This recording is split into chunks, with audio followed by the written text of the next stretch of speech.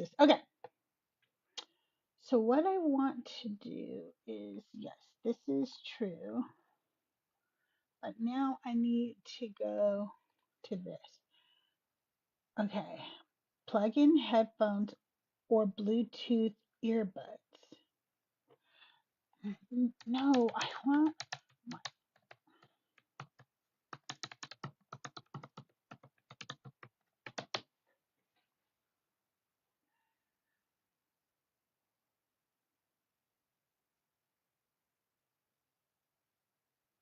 Never mind. Oh, I'm not gonna be able to do what I want to do. This really sucks because my album dropped last night, and I have. Wait, I'm gonna try on my broken ass phone and see if I can play some of it.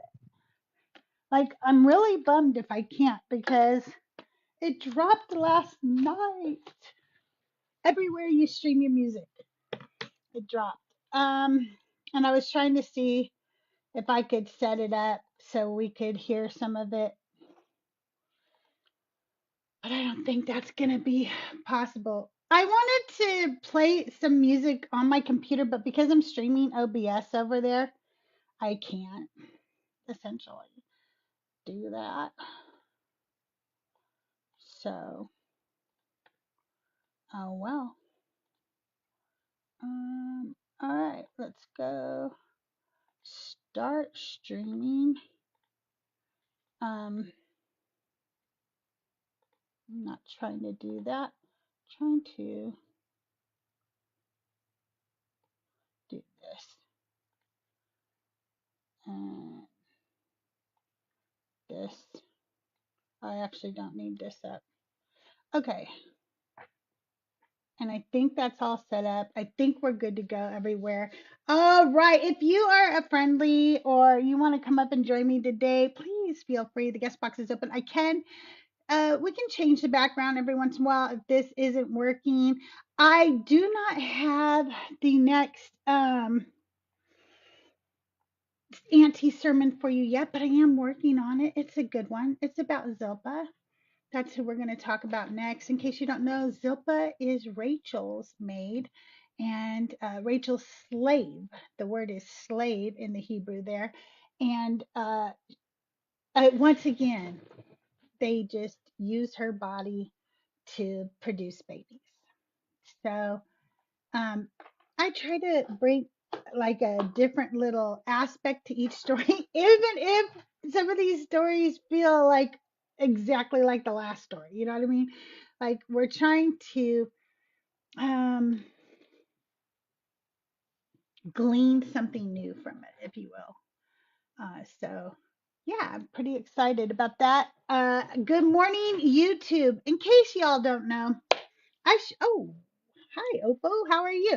Um, this is my goal to get new equipment, but I first need a new phone because, as I've told everybody, I ruined that jumping in my pool to save my doggy, and so I have to get a new phone first. Hoping to get that in the next week, and then I will be upgrading my equipment, and my goal is to just be more present on YouTube. I want to create more content for YouTube. I want to do subscriber only lives over there.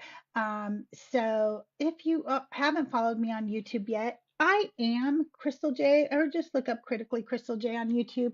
You should be able to find me. And yeah, so we're trying to build the YouTube community. As best we can. Good morning, Ty here, 3 Pips, Silly Goose, Rav. Good morning, everybody. If you are a friendly and you want to come up, hang out with me today, the guest box is open for you as well. I don't want to have a huge panel, but I'd love to bring up a couple of you to hang out with me and we can talk to people. Again, I could try different backgrounds if this doesn't work, but we'll see how it goes. Maybe somebody should tell Joel that when he gets done cooking today, he should send people over here. Like he could just say, hey, now go visit my friend Crystal J. Go talk to her for a little bit now that I'm done with you. I don't know. It's just an idea. I know you are. You are working, huh?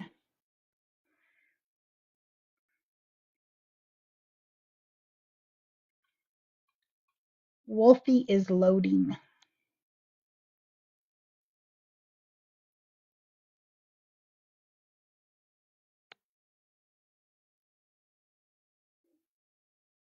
Well, maybe not. Wolfie, you're going to have.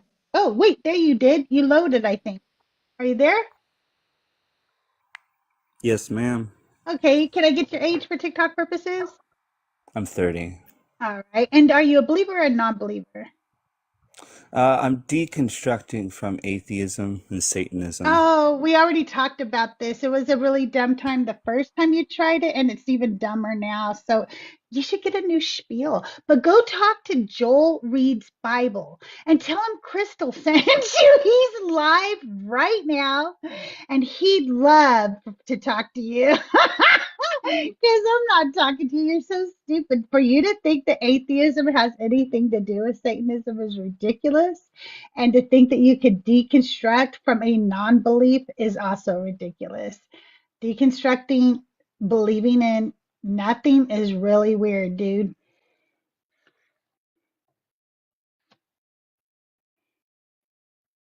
Now, I'm not bringing you up again, Wolfie. You don't even understand what atheism is. You think that you can deconstruct non belief. That doesn't make sense, pumpkin. No, I do. I want to know, why do you believe? And you want to keep pretending that you're deconstructing from atheism, and you're not.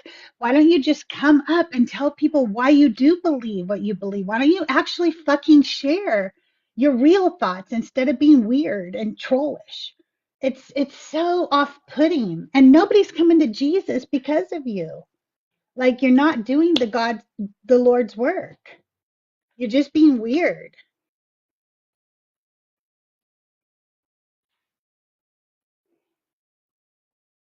I'm not trying to help you. Who said I was trying to help you, you weirdo? I'm here to have conversations. I'm here to just talk. I'm here to learn about people, and I'm here to engage in those conversations. I'm not I don't know why you thought that I was here to help you. Nowhere does it say, "Hey, I'm here to help you." Actually, it says, "Help us reach the goals." So if you want to help me, you could tap that screen. You could help me with my gift goal. You could, I don't know, subscribe to my channels or something, but I don't say, "Hey, I want to help you." Hey, Dana, good morning. How are you? Good to see you. Does it say, "I am here to help people with deconstruction"? If I was here to help people with deconstruction, it would be deconstruction of harmful religions, not deconstruction from your pretend fake atheism that you don't even understand. You're not okay, Wolfie.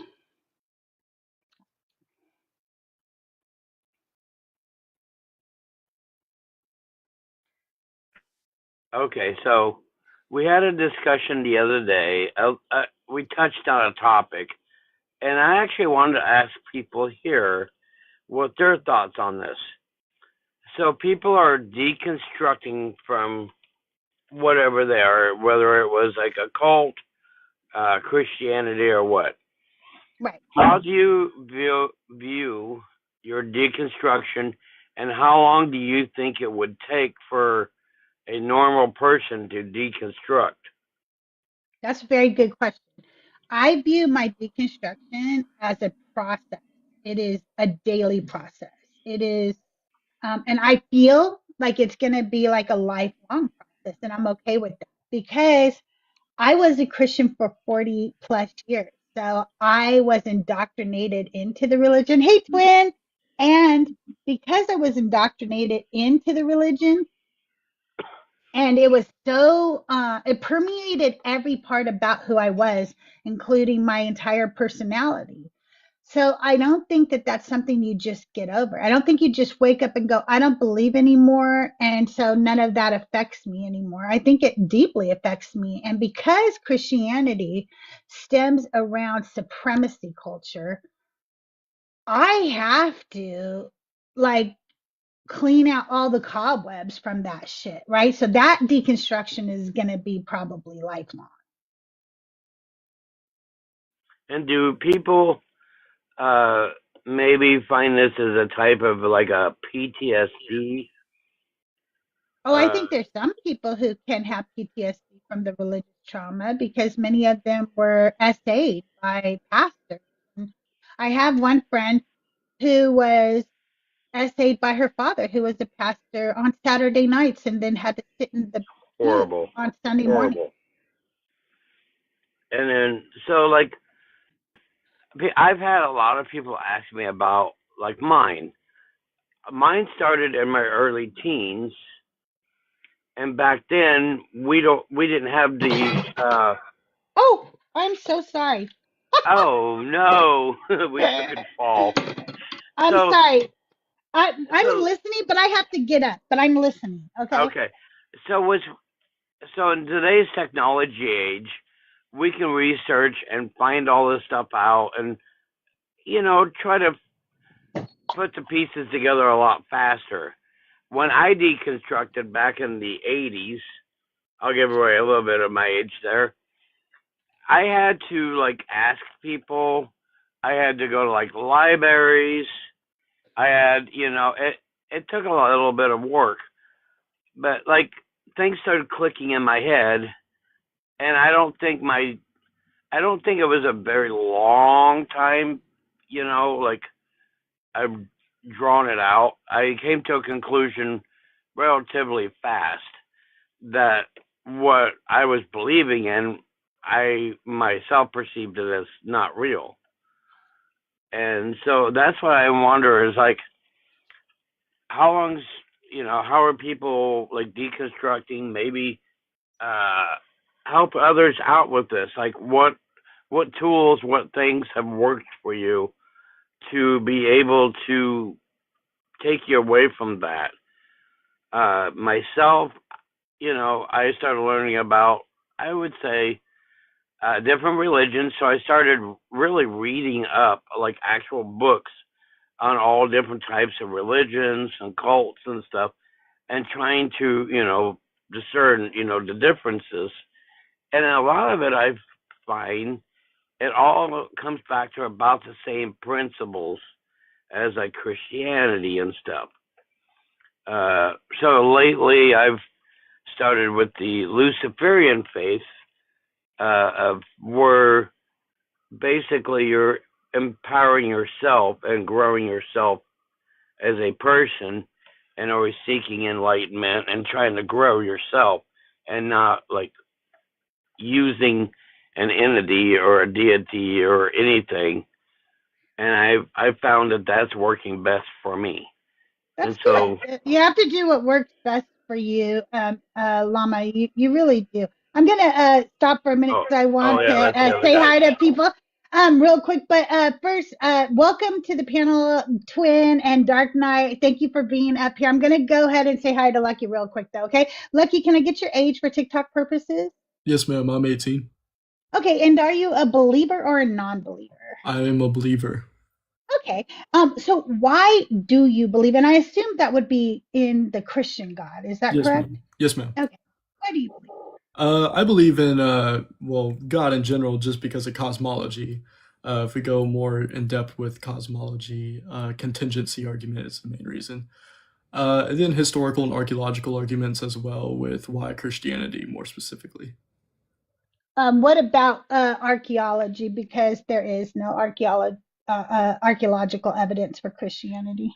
Well, also the Bible hasn't been disproven archaeologically either. You Um, don't disprove you something you yeah, then you like can that. you can. But no, there is archaeological proof. Like for example, Lot's wife.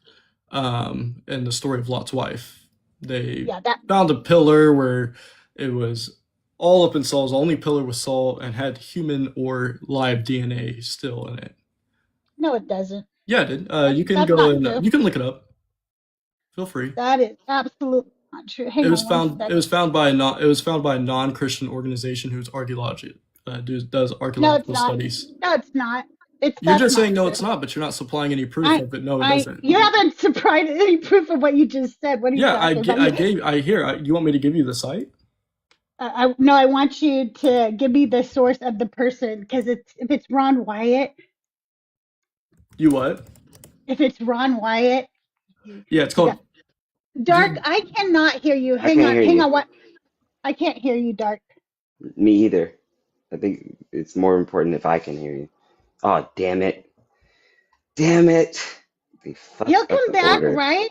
Yeah, Oh. but he won't be on top of it. We're looking up Lot's wife. Okay. yeah, I got it right here. The website is salvaguide.com. Lot's No, I'm Pillar of not going Salt. to that. I'm not going to It's an that. atheist site. You do know that, right? No, it's not. Yes, it is. You're not doing Get anything the at all. fuck You're not out even of looking here. it up. You're not even No, giving me the benefit of the doubt. It's not no, even peer reviewed. No, I mean, it's literally right in front of my face. I have it, and it is a profound atheist site. Yes. What is the name Yeah. of the site? What? I'm Oh, sorry. What thank is the you. name? Finally. Okay. Salvaguide.com. Salva, Salva S guide, L V SLAVA guide.com. SLAVA guide.com. And then Lot's wife pillar should be after, and it should take you right to the site. It will tell you the story about Lot's wife, and then you'll Hang also on one find second. pictures of it. Okay, don't talk the whole time, okay? Like if you talk the entire time somebody's Well, trying to you asked look me a at what question, I'm giving you an answer. So no, don't ask a question if you don't want me to excuse talk me, to you. you answered it already. I Lucky. know you were sitting here and saying, no, it's not real, and then you finally wanted Lucky, to go and you look it up. answered. Shut And so up. Oh my God, shut up. instead of being Stop. a heretic, an annoying bitch, actually do it. Oh, get the fuck out of here, you little cunt. Okay, let's go look at what he brought up, okay? Because I don't listen to men who call women bitches, okay? You got the wrong fucking panel for that, okay? Yeah, we don't do that, okay? SelvaGuide.com is not an atheist site. It is a private Israel tour guide travel business website by a guy named Selva Bazarsky. So you're just a fucking liar. So there you go. I don't know. There we go. I was just about to say this shit too, Crystal. That's crazy. That is Very crazy. disrespectful. There is no archaeological evidence that confirms Lot's wife literally turned into a pillar of salt. What does exist is a real place in the right region that makes the story believable to people because there's salt formations from the Dead Sea.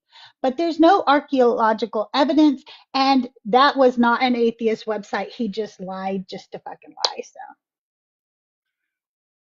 that's weird. That's weird. And I probably just to call somebody a bitch too. I don't know. But hey, Tommy J, how are you today? I'm good. I thought he was about to start quoting Matthew, when Jesus called that woman a bitch. I was like, Yeah. damn, he's about to like quote scripture. You know Yeah. yeah. He better go say 5 Hail Marys and 3 Our Fathers and repent and all that stuff. The Hail Marys is crazy. I grew up Black Baptist. We don't do Hail Marys. My grandma was like, what the fuck is so special about Mary? I said, Granny, she was 12. I know. Granny, she was 12. What the fuck is so special about her? I guess she grew up around that shit too. Um, why do I not believe? Um, Yeah. I was having a conversation with a preacher uncle of mine that's a preacher. I should say it that way. Great uncle, really. He taught me how to play drum. Uh, Sorry, got a phone call. He taught me how to play drums, so like really it has a great impression on my life. And so now I call him and pick his brain about what he thinks is going on. The reason why I couldn't be a believer today in this time in this social climate, even if I hadn't started my deconstruction 10 years ago, I think it would be because of the accountability. The people who are being made fun of in like the Drewski skit Yeah. and That's such a great you know in all these different spaces, not even just being made fun of but just being put on blast. Donnie McClurkin, a lot of these people I knew their ministries, front hand, and watched their ministries grow. It is because of their faith in this God that their ministries grew.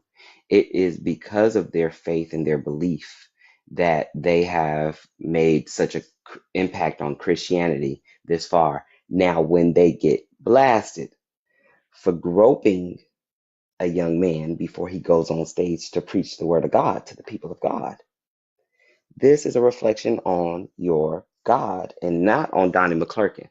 I want Donnie McClurkin to be all of who he is. You know what I'm saying? I want him to keep making good music. I want him to keep singing his Luther Vandross butt off. But the idea of him being scrutinized for his desire because of the church, I think is a criticism on God. It's incumbent upon God to respond to that, not the believers. People keep trying to say, "Oh no, he was talking about this believer. Or he was talking about Don McClurkin. Or he was talking about Todd. Or he was talking about Bishop TD Jakes." Like, but is he? Because I'm But pretty is sure he? TD Jakes was talking about God when he said, "Have you ever been swallowed up?" You know, nasty Yeah. choice of words when people think you swallowing up other men. But Yep. he was talking about God. God led him to a Diddy party. Yep. Is my point. You know, so I can't take away that responsibility. That's why I'm not a believer. That's pretty good reason. Pretty good reason. Dark Knight is at work. He can't talk very much right now, but make sure you guys are following the people on my page.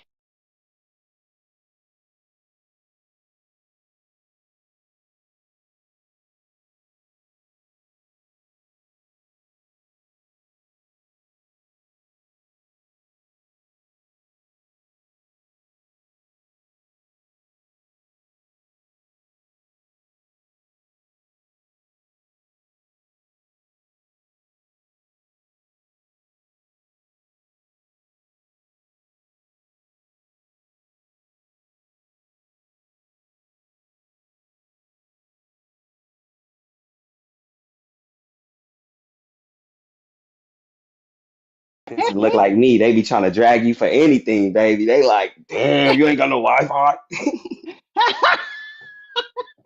Look at my phone. It's Hello. so good. Hey, Midwest, how are you? Can I get your age for TikTok purposes? 48. And are you a believer or a non believer? I am a non believer. All right. And why don't you believe? Well, I used to be a believer for a long, long time and had doubts and questions. So I started researching specifically the characters that are depicted in the Bible. And I found a lot of conflicting evidence that suggests these people never existed. One, the most important, is Jesus. For his entire life, supposedly, all the teachings and all the sermons, I guess, or whatever he gave, there's not one word written by Jesus. Jesus never wrote a book. He never wrote a scroll. He never wrote anything.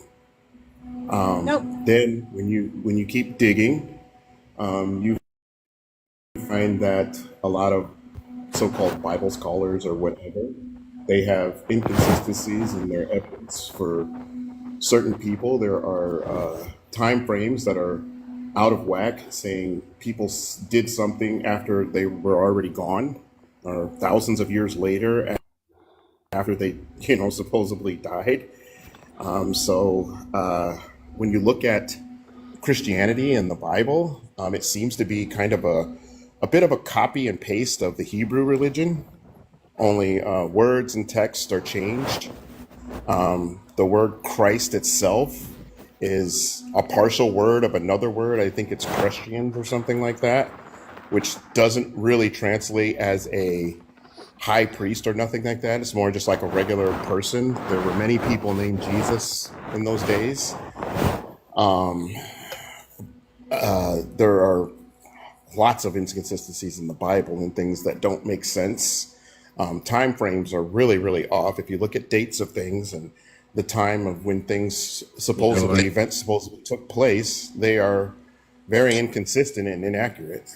So I've come to the conclusion that religion was made up, or pretty much ripped off from another culture and conformed to what people wanted it to be in order to, in a way, control people and get people to believe in something that doesn't really exist, but have a following.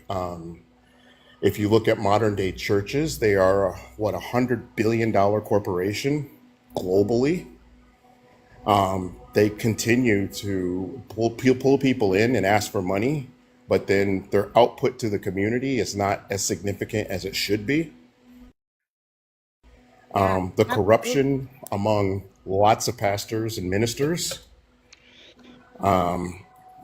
There's so many things that suggest that this is false.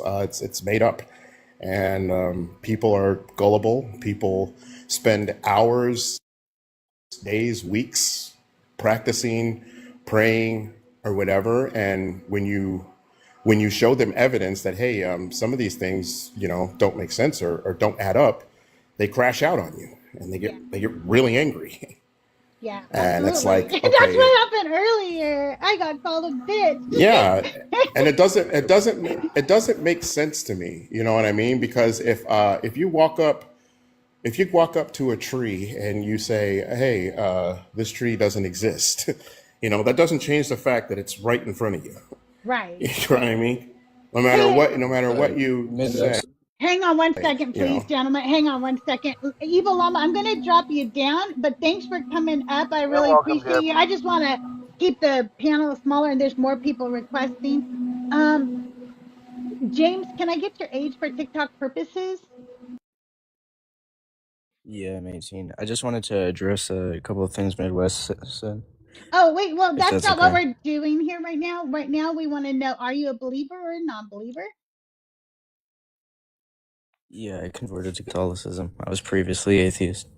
Oh, okay. And so you were not raised in any religion. You were raised an atheist?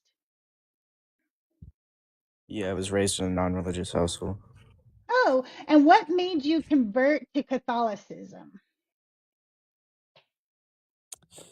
Just studying theology, in all honesty, looking into the various religions, Islam, Judaism, the various Abrahamic religions, and I Why'd you feel say that there is Abrahamic sufficient. religion? Well, no, I've checked out the other ones, not as in depth. For example, I haven't read the Hindu Bible, but um, so yeah, I believe there's sufficient evidence to believe in a resurrection. And what I'm evidence not a would scholar. that be? And then continue to look in the Bible. I believe the Catholic Church is the church that Christ found. And What you know, evidence would there be that of Jesus's resurrection outside of the Bible? well, why does that have to be necessarily outside of the Bible? Because the Bible is the claim. So if I claim something in a book and I say in my book that I beat I don't know, I couldn't think of I beat Magnus Carlsen in chess. I think Mhm. people would want to know that there was some evidence outside of my Yeah. book. Yeah. So I suppose we can start with the general scholarly consensus with what atheists and even non-Christians believe.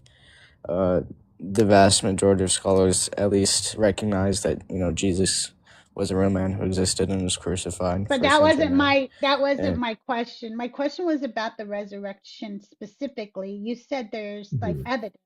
What evidence is it that any human being ever has risen from the dead? Because he's not the only one who claimed it. oh yeah, um, why don't you think the Gospels in this instance would be I already not told irrelevant? you why. They're the claim. They are the claim. Now I need evidence. But I mean, it's still historical documents. No, it's So not. They're not historical documents. They are religious claims that don't even line up. They contradict each other. The claim is weak. The claim is not consistent. The claim is has inaccuracies, contradictions, and anachronisms. So, what outside of the Bible can verify the claim that the people who followed this religion made.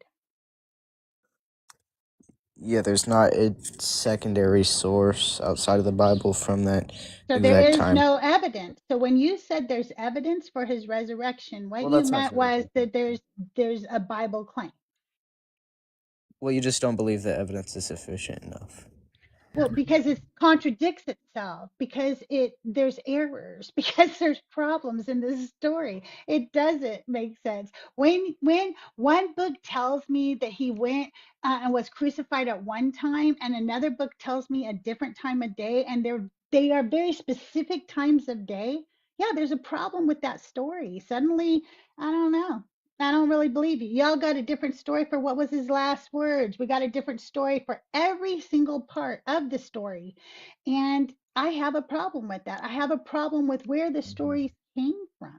I have a Mhm. problem with that many of the stories were left out because people didn't like them, even though they were written at the same time by similar people.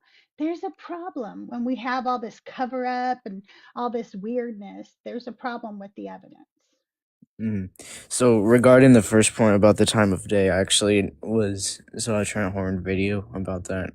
Look that up if you ever have time. And then as far as Jesus' last words, the Gospels never say what his last words are. They Yes, they do. do. They don't say specifically. So, sorry, can I please speak? So there's different in historical documents. There's different accounts of things. People witness different things, right? So some person may only remember this being said when the other person only remembers this being said. So Yeah, but just because, James, the claims are all in the Bible of these different times, and you're saying they might have seen it different ways. These are all claims. What Crystal is proposing to you is that a claim doesn't defend itself. You need evidence to follow up that claim so that we can determine which of the gospels are um, believable or and which ones are not, or whether all of them are wrong. So if you have any evidence for Jesus or his crucifixion outside of the Bible, then that's what's being asked of you right now.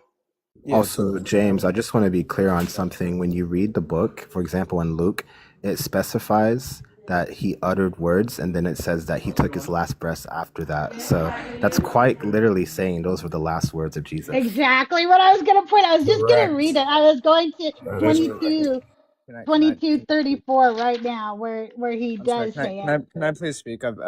No offense, Trent, if you've been James, interrupted a James, couple. James, James. I'm the host, and if I'm speaking, no, you're not going to talk over me and speak. What the hell, dude? Calm down. I am giving you a chance to speak.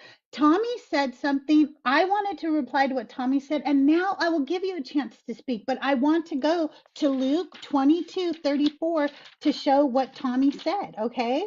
Just Yeah, relax. We're going to it's no let problem. everybody speak. Yeah, Jesus it's no problem. predicts Peter. Okay, all right, good, It's just because good. 23:34. I'm sorry, I said 22:34. We're going to go back a little bit though. Two others also, we're going to 32. 23:32 in Luke. Two others also who were criminals were led away to be put to death with him. When they came to the place that is called the skull, they crucified Jesus. There were the criminals, one on his right and one on his left. Then Jesus said, Father, forgive them, for they do not know what they are doing. And Thank they you. cast lots to divide his clothing, and the people stood by watching. But the leader scoffed at him, saying, He saved others. Let him save himself if he is the Messiah of God, his chosen one. The soldiers also mocked him, coming up and offering him sour wine, and saying, If you are the king of the Jews, save yourself. There was also an inscription over him, This is the King of the Jews. So that's one version of how he died. But we're going to go to, and then on 43 it says, sorry, there's more. Oh, it says, one of the criminals who were hanged there kept deriding him and saying, Are you not the Messiah? Save yourself and us. But the other rebuked him, saying, Do not fear God, since you, this is weird sentencing. I'm sorry. Do you not fear God, since you are under the same sentence of condemnation? And we indeed have been condemned justly, for we are getting what we deserve for our deeds. But this man has done nothing wrong. Then he said, Jesus, remember me when you come into your kingdom. He replied, truly I tell you today, you will be in paradise with me. Does he say tonight? Paradise. It was now about noon, and darkness came over the whole land until 3 in the afternoon, while the sun's light failed, and that curtain of the temple was torn in two. Then Jesus, crying with a loud voice, said, Father, into your hands I commend my spirit. Having said this, he breathed his last. Those were his last words according to Luke. So yes, that is what it says. James, you may now address that. And we Okay. can go to a different one if you want to see how, again, they do say they're his last words. Okay. So first of all, there were a few premises that were said. So if you don't mind, if I address one by one. I don't. Uh, First of all, Tom, I believe your name is. You said prove his existence and Camillus. in itself. Um, the general scholarly consensus, the vast majority of scholars already acknowledge that he exists and he was crucified. Whether or not he was Right. resurrected is a Right. different So what is their evidence? You saying that they say he exists. They agree with you, right? What is their evidence? early records from Josephus, Tacitus, and you know, the vast majority, like over 95%, would agree that he was existed in Well, prison. let's take a look at that, shall we? So, what Even about even prominent what? atheists. Excuse me. You just said something, and I want to address it, and then you start talking over me again. Stop. Josephus in Testimony Flavium, I'm sorry, Antiquities 18.3.3 is an interpolation. It was added later. So no. Antiquities 20.9.1, Jesus, son of Damius, who is called the Christ, may be a scribal note. So Josephus isn't evidence of Jesus. Let, is there another one you want to throw out Yeah. there and Yeah. pretend like we don't Josephus hear? is the Sorry, worst way to try to I'm sorry. prove Jesus. Can I please speak respectfully? So regarding the first one, yes, there is one from Josephus that was later altered. No one's denying that. It's the scholarly consensus. But I don't think you recognize over 95% of scholars. This is a factual thing. Agree that Jesus existed in crucified. Even atheists. This isn't Listen, a. This James, isn't a claim listen to about. me. No, Listen to no, me. Listen to me. Nope, I'm going to mute you for a second. no. Let me One, speak. I don't, That's so no, intellectually no, dishonest. I am talking. Just a minute. Again, if I Yeah, talk, because you you shut up. interrupted. You talked because you interrupted. Are you guys, is anybody in my mod up here? Because Ave I Maria, really, Purísima, sin pecado concebida. Adiós. bye, Here bitch. goes the crash out, like I told you. As soon as you show them evidence, the first thing they do is crash out. If you would let me speak, I can maybe give you evidence. But I've been James, in the shut Bible. the fuck up. Ave Maria Purísima, sin pecado. It's not your space to speak whenever you want. Yeah, but you can't interrupt. There you go. I got some tongues for you too, bitch. Okay, listen. Respectfully, you need I to want mention I something want to about it. address what you're fucking saying, but you just won't shut the fuck Yeah, because you up, dude. interrupted. I didn't. I don't want to keep doing this. It's so Hang out annoying. So annoying. and see how they always crash out. When you show them direct evidence, the first thing they do is crash out. And I mean, it's just, for me, it just fuels more of my disbelief in it, in the deconstruction. I just really don't understand. Like, first of all, don't just throw things out there and then pretend like we don't know what you. If I just throw Josephus out there, then I can hurry and go to the next thing, and she won't address it. Then when I stop to address it, because I'm not going to let you do that. You're interrupting me, dude. You're not going to gish gallop. You're not going to talk super fast, throw a million facts out there, and think we're not going to address them one by one. Grow the fuck up. You're 18. You have a lot of fucking growing up to do. Okay. Learn how to have an adult conversation. You say one thing, you let people respond. You keep saying we don't let you talk, but we do. The thing is, you say 27 things when you're talking and don't allow us to address them. And they always want to go to Josephus, and he's like the worst one because of his contradictions. Um, Sweetheart, I'm not having a debate, James. That's probably the problem. You thought this was a debate space. This is not. Do you see debate anywhere up there? It is a conversation space. We want to talk and have a conversation, but you don't know how to have one. So, therefore, that's the problem. We're having a problem. But Josephus is not. It's not a good person to bring up about proving that Jesus existed. Oh, by I the way, what mean, I was but going to go converting ahead. to converting to Catholicism in 2025 is just also repugnant. Like, what are you doing? He was What are not an you reading? atheist before. There's no way because you don't just go, I was an atheist and I decided to study only the Abrahamic religions at 18. Wonder why. What Hmm. um what I found kind of curious about that is because I grew up in a Catholic household and I became a witch. Because I was sick of the fucking horse shit and hypocrisy. And I'm like, no, I'm just gonna do my own thing, stay in my lane, and grow herbs. All right, fuck it. Awesome. Awesome. That sounds like a You much know, better plan.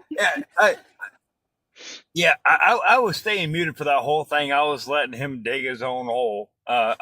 And I was doing the comment thing there in the basement, with some other home slice. I'm like, yeah, my one comment that got a lot of flack. I'm like, yeah, history is written by the victors. Okay, the people that survived whatever conflict that happened, they get to write history and it was written by people that were long gone before you were even a thought in your the fucking four times great grandparents, soul. Okay. And it was written by human goddamn beings. Do we know it's true? Fuck no. That's why they call it faith, right? Yep. Yep. I, I do want to address something he said, though. He said the scholarly consensus is that Jesus, died and was crucified or whatever. And I want to clarify something that he's saying. Yeah, the scholarly consensus kind of is that right now, but actual scholars will tell you that they don't even care in the mythicist position. They don't argue it because to them it doesn't matter. So they say, fine, Jesus was a human, but not all of them actually have ever cared to look into that. I, on the other hand, am kind of a mythicist. I lean toward mythicism because I'm starting to realize that this Jesus was probably more an amalgamation of many of the blood cult leaders of the time, and they just kind of created him to to start this shit in the second century. That's the way I look at it. I don't see any evidence outside of these scriptures that are mostly from the second century that he even existed. Well, also a lot of the things that Fred. they describe that Jesus did, as far as the turning the blood into or wine, or walking on water, a lot of those are accounts from other religions who believe that their God or their Messiah or whatever did the same thing. So it's almost like a ripoff. It's like, oh, you just changed the name of Jesus, but you're saying something that earlier religions or other cultures had said too. Almost the same thing as far as the blood turning into wine, walking on water. So it's almost like the people in that time, that was just kind of a common thing that they believed gods did, Right. or somebody who was holy did. It's, oh, he was a Messiah or a descendant of God or something. He must have walked on water. So they said Jesus did that too. Yeah. He turned blood into wine. It's like, oh, okay, you just kind of mocked what was kind of a common belief of what a I guess, unhuman, supernatural person would do, a god, you know? Exactly. Exactly. But Go ahead, Rylan. Is it Rylan or Raylan? How do I say it? well, no. Again, dipping into like ancient history. Uh, do you know where the term disaster comes from? No. Mm-mm. Well, it is ancient Latin for dis aster. Dis being bad, aster being star, as in bad star. They used to think that comets were portents of doom back in the day. Well, now, I mean, we have Halley's Comet that comes by like, what, every 86 years or some crap like that. But back then, these are primitive human beings. They didn't fucking know. So now, we fucking know shit. Yeah, it's just a fucking ball of rock and ice, and it goes around the goddamn sun. You say hi to it, once in a lifetime. Right. The Jerusalem Star is another one. Astronomical thing. The Jerusalem Star is actually the convergence of Jupiter and Saturn together when they come across and they shine bright like a diamond. If you're here in the northern hemisphere, toward the southwest, and I'm not sure where it would quantify there in modern day Israel. But yeah, the Bethlehem Star was the convergence of Jupiter and Saturn, which happens once every 800 years. It actually happened. I don't even believe that 3 years star ago. story. Stars don't move. Stars don't land that over doesn't houses. that doesn't really fit. But what you said is kind of The thing a is, good they point. didn't know any better back then. Yeah, hang on real quick, guys. Hey, Tommy, have you read this book? Is it good? Is that a good recommendation? So I'm in the middle of it, and I picked through it. There's different chapters you can look through. I will say it leads me to other sources that I think that are important to read historically. This book, I don't know if I can verify that it does a good uh, uh, a non-biased compilation of these stories. But this book has been around forever. Kersey Graves, The World's 16 Crucified Saviors. If you want to look at other stories or know about other stories about the crucified saviors, this would be a good place to start. You can't just quote this book. You got to use the resources in this book to do your own research and determine what you think off of the evidence. But it does point you to evidence of other nations having the same stories of divinity, of miracles, of a miraculous birth, virgin birth, the Trinity. It points out all of these things that were attributed to so many, well, 16, at least 16 other saviors. These are the accounts of it. It does a pretty good job of pointing you in the direction. That's pretty cool. Thank you so much for sharing. I Nah, appreciate you. I've never heard of that. I've never heard of that book before.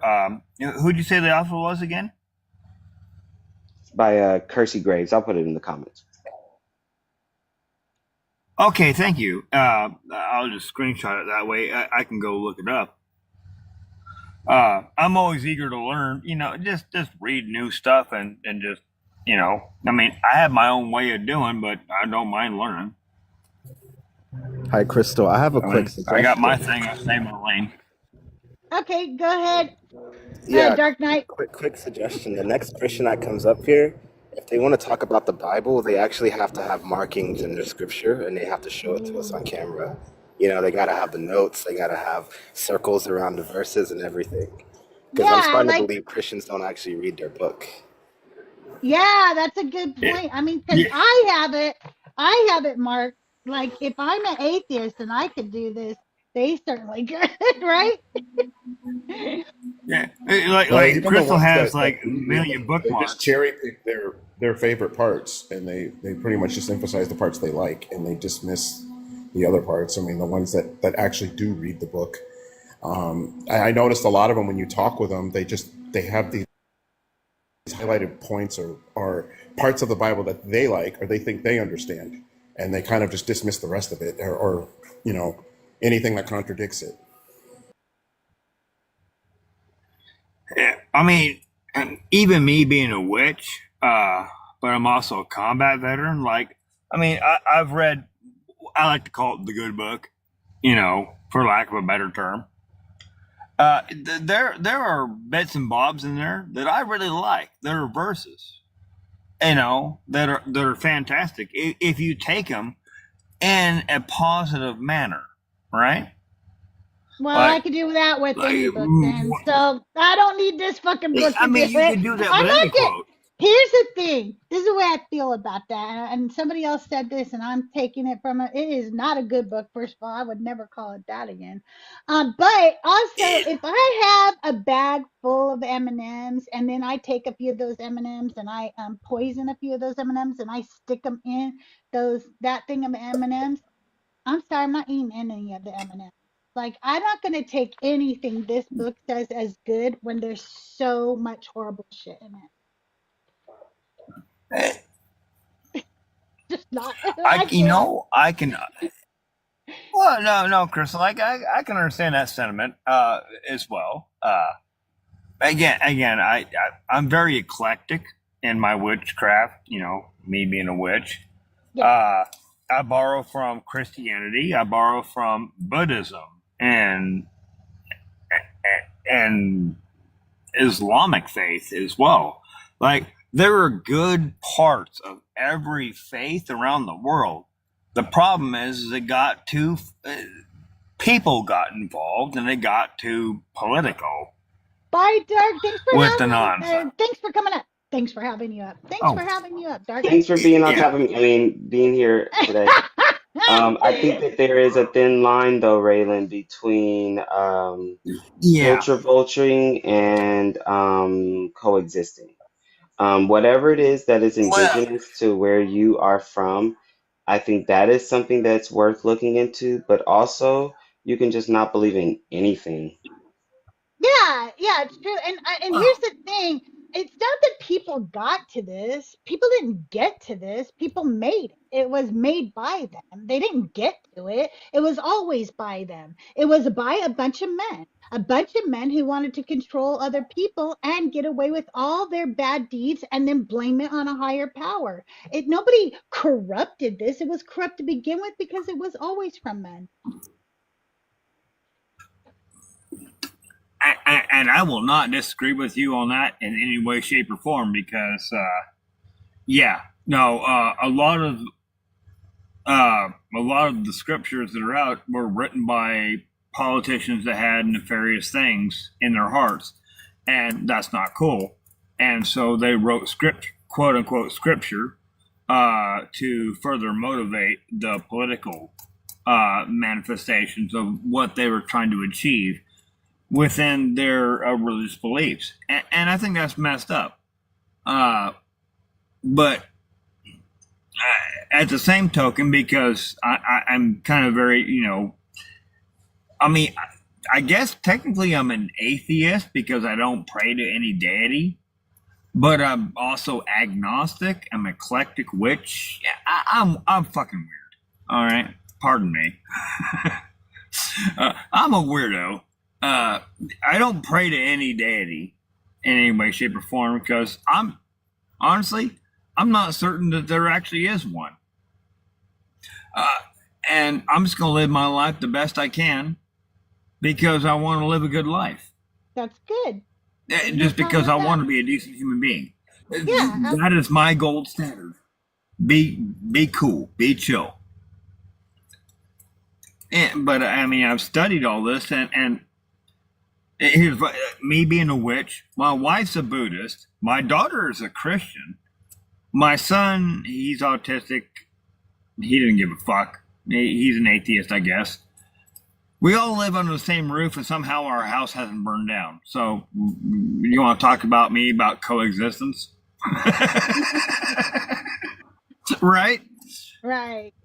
I mean, golly, live and let live, But I mean, there's some stuff from the Bible that's pretty good, Tell me And one thing. Tell me one as I thing was saying that's pretty previously, good. What's good from the Bible? I want to well, know because I don't like well, it. no, it was, well, no, me as a combat veteran, okay, and it speaks to me personally And yes, I did steal it from the movie Fury, but I stole it before it was in the movie Theory. It was the book of Isaiah. And I heard the voice of the Lord saying, "Who shall go for us? Who shall I send?" And I said, "Here am I, send me." And for me as a combat veteran, it's like, yeah, dude, send me. Let's go.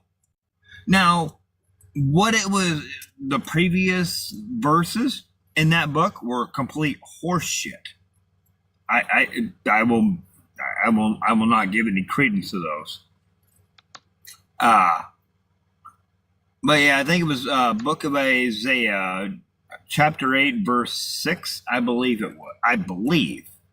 I could be wrong. It's been a minute. Just because you wanted to be sent out there, you need, I could listen to just a battle war cry. And I don't need no fucking Bible to do that.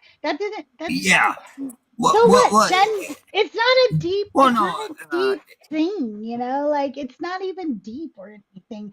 That's what I'm saying. The Bible is just empty, actually. Like, it doesn't have this God. This is God, and he could have given us revelation. And instead, he was stupid. He was so fucking stupid that he told the world the genealogy ran through men, and we now know mitochondrial DNA runs through women. What the fuck? Shut up, you idiot. He's just so dumb. And when he does give you something, it is a platitude. Blessed are the peacemakers, so that they will inherit the earth. What the fuck does that even mean? It doesn't mean anything. There's no meat behind it. There's no power behind these words. Unless you believe that he is God and that Jesus is God. And then you go like, okay, now there is, because I'm invoking these deities. But then you need to believe Baal is a god too, and Hades is a god too, and that Asherah and look, oh wait, we don't want to talk about the other gods that are mentioned in the Bible because we gotta pretend they don't exist now because he doesn't like it when you realize other gods existed. It becomes just so ridiculous after a while, and the words mean nothing because I 100% agree with that. I take bits and bobs like passages, like regardless of whether they're from one tome or the other. There are passages that mean something to me, and they can inspire greatness in my fellow humans. I don't give a crap about your faith, right? For me, because I'll get along with anybody. I even get along with people on different, political parties. I get along with Republicans and Democrats, because I'm an independent myself. Sorry to bring that up. I'm the man in the middle. I'm like, hey, you know what, dude? Do your thing. Stay in your lane. I don't give a fuck, dude. If you're happy and you're not hurting nobody. That's not me. I am the one who says there is no middle. I'm sorry. I'm an independent too, but I have not met a Republican that isn't a supremacist in some form or fashion. And I will, I just can't. I just can't with them. They think they're better than people in some way or another, and whether it's bigotry, homophobia, transphobia, racism, there's always something that they think that makes them better, and that cannot take that.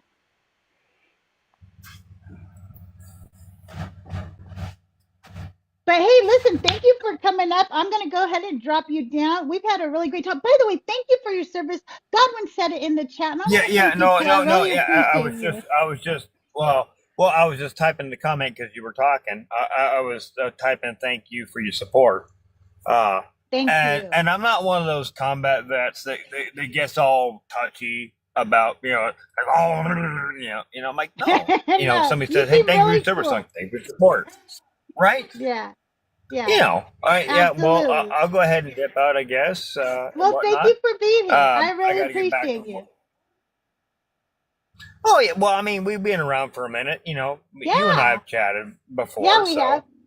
Yeah. And everything. And it's always been a pleasure to be in your lives. It's always been a pleasure to talk to you. You're an awesome person. Thank you. I really appreciate you. Have a great day. All right. You have a great rest of your day. Oh, I didn't mean to cut him. I'm sorry. Have a great day. Um, If you are a believer of a God or gods or a higher power, I've changed the topic now. I want to know what is more powerful than God. Tommy, I'm asking this question because I don't know about you, but when I'm up here and I'm talking to believers, quite often they will tell me like that God can or can't do certain things. And I'm wondering, like, what is restraining him from doing certain things? Like, they'll say, well, God cannot go against your free will.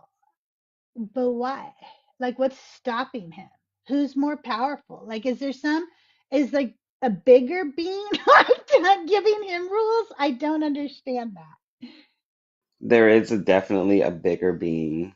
hmm Um, I think Bash said something the other day. I think is I've been chewing on.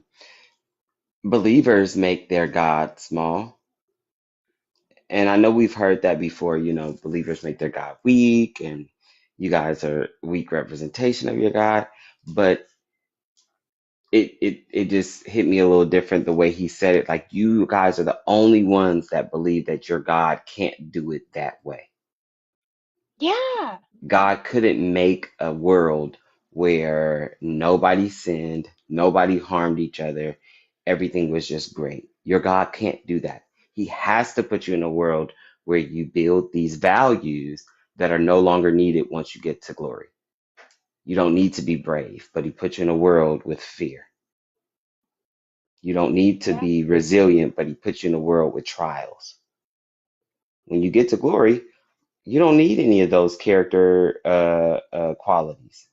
And so it says that believers limit the way that their God could even be infinite, yet they call him this all powerful being.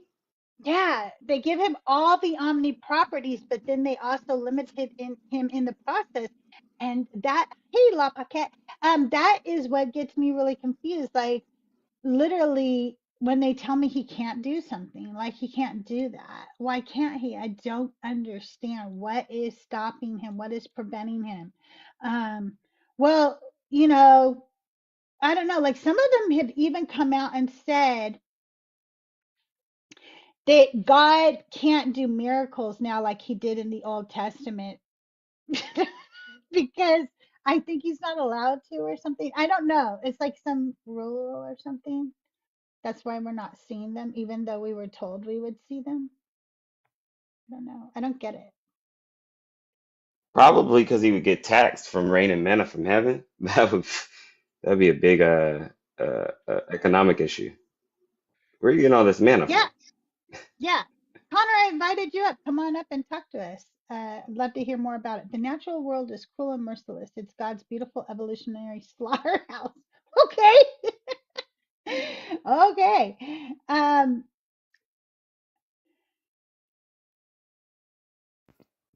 hey, Connor, can I get your age for TikTok purposes? 46. All right, and you are a Christian? I don't practice religion, but I believe in God. Do you believe in the God of the Bible or a different God? The God of the Bible. Okay. And do you believe in Jesus or just Yahweh? Well, from my perception, those are the same person. Okay, but you do realize there are Jewish people who only worship Yahweh, right? That's why I'm asking the question, was Yeah, because that some people are Jewish. yeah, Uh, so what that's is for them more powerful than God? Why can't God do certain things? because He gives you the opportunity to make your own decisions, and if He was to interfere in that, that would mean that you didn't believe in Him. But he does interfere sometimes. Why does he interfere sometimes and then he can't other times? That that would be something you would have to ask Him, because He is the architect. But can we ask him? Like, can we do that and get an answer? Because usually God speaks through people, and if you're a believer, and you can speak to God. I'm a non-believer. If you can speak to God, I would be looking to you to be able to tell me if He's working and living in you.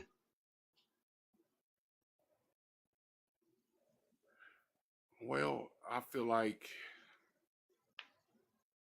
you have to have, sometimes you have to slow down and listen to your thoughts sometimes, because that's how he, speaks to people. Right. So what do you, that's why she's asking, what do you think is more powerful than God? Because we're expecting that as you as a believer, that God will influence your thoughts. And so we want to hear from your God through you, and your thinking should align with him as long as your heart is, wants to be in the will of God. Oh, well, just like when you're an adult and you know what right and wrong is, I mean, it's the same concept, really. I mean, because you can, every person in the world has negative thoughts, but it's up to you whether you Act know, on it or not. Yeah, I feel you, but that's not what she's asking. She's saying, what is more powerful than God? I don't have the answer to that. But you got to think about it, because remember we said we asked the question earlier and you said you got to ask God. But I'm saying, can we do that? Like if we're non-believers, or even if I was a believer, if I was a new believer and I was praying and asking God, what's more powerful than you, God? He's not going to speak to me vocally, because he's not a human. He doesn't have a vocal cord. So he has to use his spirit to speak to me. And either my spirit isn't open enough to him yet, and I need other believers around me to help guide me to him, or is somebody like you that's saying, I believe in him, but he's not speaking to me. I mean, you make a great point there, but I mean, I'm not the I'm not a perfect being, so I couldn't answer that for you. So, I mean, I know what he talks to me about, and Liz, that's you had a good question for Connor. Do you want to ask him your question? You had mentioned that God, the way that your God speaks to you is to put thoughts into your head, or our heads as humans in general.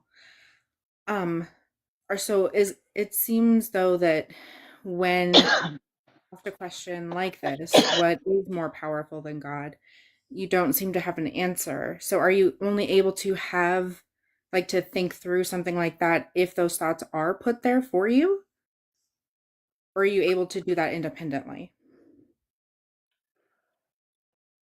I couldn't. Well, I mean, that would be the whole reason of why he's God. I can't answer those questions for you. And there are people that are further along, have a better relationship than God, that can answer those questions better than I can. I guess then my next question then would be, if you don't know about that part, like how that part works, how do you know then that it's God putting thoughts in your head? Like if you can't know this part of it, how do you know that part of it? That's a good question, but you have to. I don't know. I don't know how to answer that. I mean, that's just having faith alone is it's the only thing you have to go off of a lot of the time. And you know, there are things in life that you have to look at. Just life in general is, nobody can explain it. So just like he says, your thoughts are not his. I mean, nobody can explain But hold on. Aren't we saying that his thoughts are are ours, right? Because he has to right, if you're giving somebody advice or you have to have the thought first to be able to give it to them. And I would think that it works the same way with the God, right? They have to have the thought, whatever it is, to be able to then put it into your head. Yeah, that's actually what Romans says. Let your mind be transformed by the renewing of your hearts and your spirits so that you could think like Christ. That's a good point, Tommy. So, you know what? You guys just brought up a good point. I'm making a note of it. Like, how can our thoughts not be his thoughts, but our minds be transformed to be like Christ? What? Wait, those things don't. It's Romans 12. I used to, Crystal, I don't know. Well, I don't know how your church life was growing up. I've heard some of your history, but my church life was really fun. We used to have like vacation Bible school and stuff. And we used to have these Bible drills where they would name a scripture or they would say like a part of the scripture and we'd have to be like the first person to find it. I can't remember what it was called, but we used to have to hold the Bible with our left hand underneath it and our right hand on top. And then when was they would, was it sword drills or something like that? something like that, sword drill, something like that, something Yeah. close to that. Ooh, Joe has a good point in the comments down here about how God can talk to us to like find our cars, but not like to stop wars and genocide. So it seems like, God, from what I'm understanding, he seems to have this ability to put thoughts in our head, whether or not, it's debatable, I guess, whether he has the thought himself initially, right? But he has the ability to put that thought in our head. So it seems, though, that there's some level of limit of what he's allowed to put in our heads, right? Because you would think an all good God, if he has the ability to put a thought in your head, he would put the thought. He can't remove the thought that I want to do a G side, but he made that in that. But it doesn't seem that that is happening, or is it up to us to actually do the action once the thought is put there?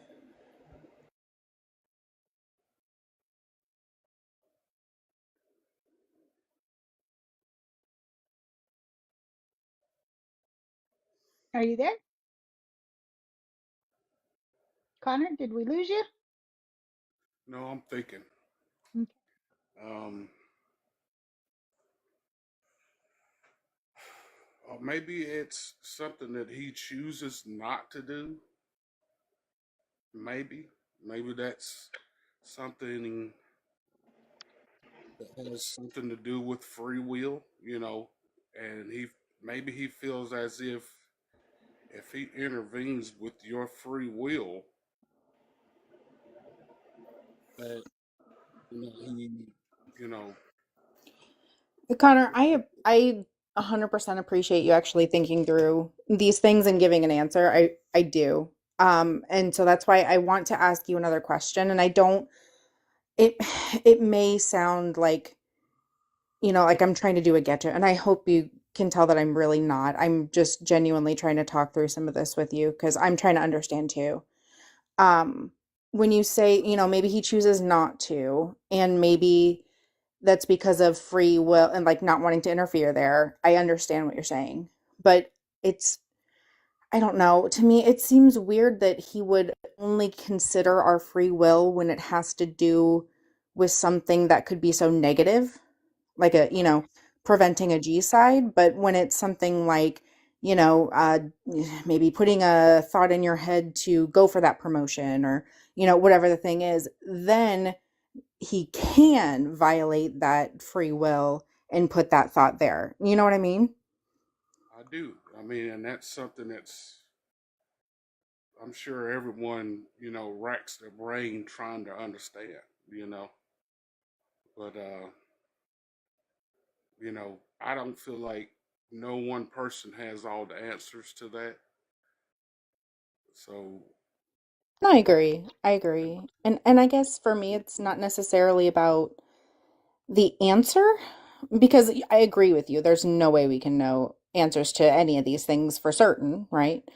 But I guess I try to look at it as looking at if we talk about humans, we talk about their fruits, right? And their character and stuff. And if I were to look at Crystal and see that she seemed to be okay with these things that were negative and she's putting these thoughts and feelings out there, um, I don't know that I would want to be friends with her. Sorry to pick on you, Crystal. No, Um, I feel the same way. I wouldn't be friends with me either. so it it just makes me, I guess, question this God figure and say, it seems that there are good things, and people credit good things to this God figure, but gosh, when it comes to the really bad things, we don't seem to have a reason why, if he's all powerful, he wouldn't do something about it, even just putting a thought in our heads to be like, hey, don't do that bad thing, right? It seems when it comes to those bad things, he's fully just hands off. And I don't know, like if it's, if we look at today's climate, we say, man, the people that are out there and, aren't, if you're standing next to an ICE person going after somebody who looks like they're not YT, sorry, TikTok terms, and you just stand there and don't say anything or do anything, I'd be like, ooh, I don't know if I like that person. That's not maybe the person I want to hang out with, because I want them to be able to protect me when something happens. And I don't know, that's kind of how I feel about this God, that they're just letting all these really bad things happen, and it doesn't seem, they're just basically putting the blame on everybody else and saying, well, you have free will and you're allowed to do what you want with it. You know what I mean? I'm sorry I'm rambling. I'm just trying to think through it No, all. I get what you're saying. I mean, like it's almost like trying to have the best of both worlds, because God helped me find my car keys, but also He didn't want to interfere and stop that child cancer. He didn't want to do that. He needed us to have free will, and it seems to be that the free will argument is very convenient. Hmm. Yeah, And Connor, as another brother, I want to say this one thing to you. I think that you're gonna do one of two things. You're either gonna go on a path of finding more apologetics for this faith, and know, try and minister and spread the good word of Jesus and You're kind of get breaking up gain a little bit, souls, Tommy. I don't know, toward the kingdom. Tommy, you're kind of breaking up a little bit. And I want us to hear what you're saying because it's important. Try again now. I don't know if he was breaking up for you guys, but he was breaking up for me. What about now? Oh, better. Thank Okay. So you're gonna either do one of two things. You're either going to draw nearer to this faith, learn more apologetics, and start to minister to other people who have been indoctrinated in this faith as well. Or you're going to do the deconstruction instruction is going to all this questioning and this I don't know, but I'll look it up, is going to lead you down a path of knowing the history of this faith, and it's who gave it to you that matters the most. If if everybody showed up to this building at the end of this block I live on because they were giving away free sneakers.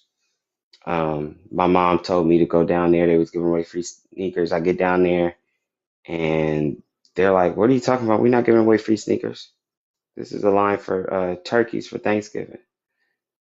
Now, they're doing a good thing, so I'm not about to, blow the spot up because they not giving out what I was told they were giving out. But I think the person I'd be mad at is my mom. Why did you say that to me? Why did you let me walk up there? Don't you care about me? Is this a joke? And that's the way I look at, like, once you start to look at the history of Portugal and Spain and how they colonized West Africa, you'll start to feel like, why did you give this to me? Still got your foot on my neck. why did you give this Jesus, this Yahweh, this whatever? Why did you give it to me? Why didn't the people of the Levant give it to me? Right? Yeah. It brings up suspicion that's going to um, make you have to face that question of is this faith meant for you for your good? I hear that. I mean, it's the uncertainty of it all is what, I feel like that turns a lot of people away. But for me,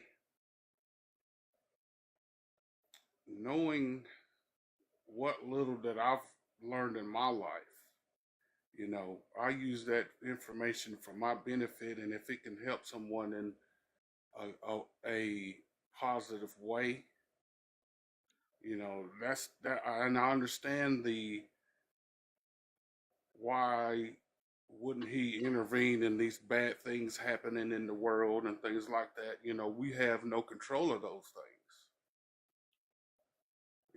So and I want to make sure you picked up what I was putting down for you, buddy. If your mother told you a lie, are you inclined to believe her when she tells you the lie? I'm picking up what you're putting down on that. I mean, that's one tells you one thing and it's another. That No, no, no, no, no. That's not what I'm saying. If your mother tells you a lie, are you inclined to believe her? no, you're not inclined to believe her. I mean, I would disagree. I would say that in most scenarios, you are more inclined to believe your mother because you would think that your mother would have your best interest at heart, even though we know that not to be true in every scenario. You would be inclined to believe your mother, Yeah. even when you don't know it's a lie yet. She's telling you something, right? You are inclined to believe her. If in our state as black men in this country, are you inclined to believe white tea people when they tell you something? not at all. That's what I'm saying. That's the point I'm bringing to you. So when you go down this journey of finding the history of how this faith gets to you, you will question, why did the Portuguese give me access to the truth, to the kingdom of God? They want to get to the kingdom of God.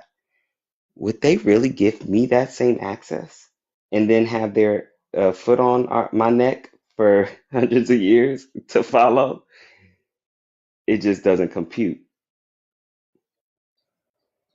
I can understand that, but as a whole, life itself is very complicated. Just to think about how we all got here in the beginning. I mean, just simplest little things. Just existence itself. Nobody can explain it. I mean, so where do you go from there? Well, you Well, I start with the think things, that I'm sorry. Go ahead. and I got to drop down. I'm gonna say this, and I'm gonna Oh, drop down. I hear what you're saying. I have a lot of questions still, and I had more questions before I started answering some of them.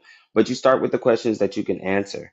For a long time in my deconstruction, I started to say, okay, you know what God really is? God is really mycelium. Because it was here in the beginning, and by the time everything is wiped out, it's still gonna be here. That's the alpha and the omega. Okay, so like you'll start to answer questions as they come along. That was before I broke down whether this Bible was written for people like me, and now I don't use the text as a barometer of something that speaks to truth. Mycelium is mycelium, has nothing to do with God, has nothing to do with this Bible, and I can just now separate it because I've done enough research to know what mycelium is. But it looks like the neurons in your brain. So if you go on Google today and that's your search, that's the question you have in your mind. What the hell was Tommy talking about with mycelium? You look it up, and then you look up brain neuron activity, or brain activity, and you'll see the same neural pathways that are in your brain. It looks just like the pathways that connect trees hundreds of miles away from each other. on the earth in the soil. So you just answer a little bit at a time. You'll never in that journey, you'll never know everything. And you'll find out that life doesn't require you to know everything. The Bible told you that one being has to know everything. And then that being wrote the Bible. But the Bible doesn't speak facts. So it's like if he knows everything, why would he put a lie in the Bible? Right. A lie that I could figure out is a lie, like rabbits chewing cud. Right, I can right. I easily. was thinking of that one too. I That's know. because we Rabbits here, chewing friend. cud. We twins. Yeah, We twins. yeah. Hey, twin, like the Grinch. Hey. But yeah, like it's just so many things that we can point out with our um, limited thinking. You know how we can even analyze the limits of our thinking and our ability. Like of I don't know how to answer that, right? But with our limited thinking, we can discount the facts that are in the Bible. Why would this God that's all knowing, all powerful, be able to do that? Let that be possible. It has to be because he's not all powerful. Has to be because he's not all knowing, and possibly because he doesn't exist. Well, I love you, twin. I'll talk to you I love later. It you was nice meeting too. you, Isa. Right. I'm sending you a follow, and Connor, I'm gonna send you a follow. Hopefully, you come by. Sometimes I do deconstruction for misogyny, which I think is another part of your journey that you'll be on if you so if you get away from this Bible a little bit, and then you're looking for the next thing to um, like deconstruct and think about deeper is our misogyny and the patriarchy that we live in. Talk to y'all later. Bye, Tommy. I love you. Have a great day. You guys, Tommy J, everybody, make sure you're following Tommy J. He's an amazing musician and he goes live and he does deconstruction content and he's just really amazing.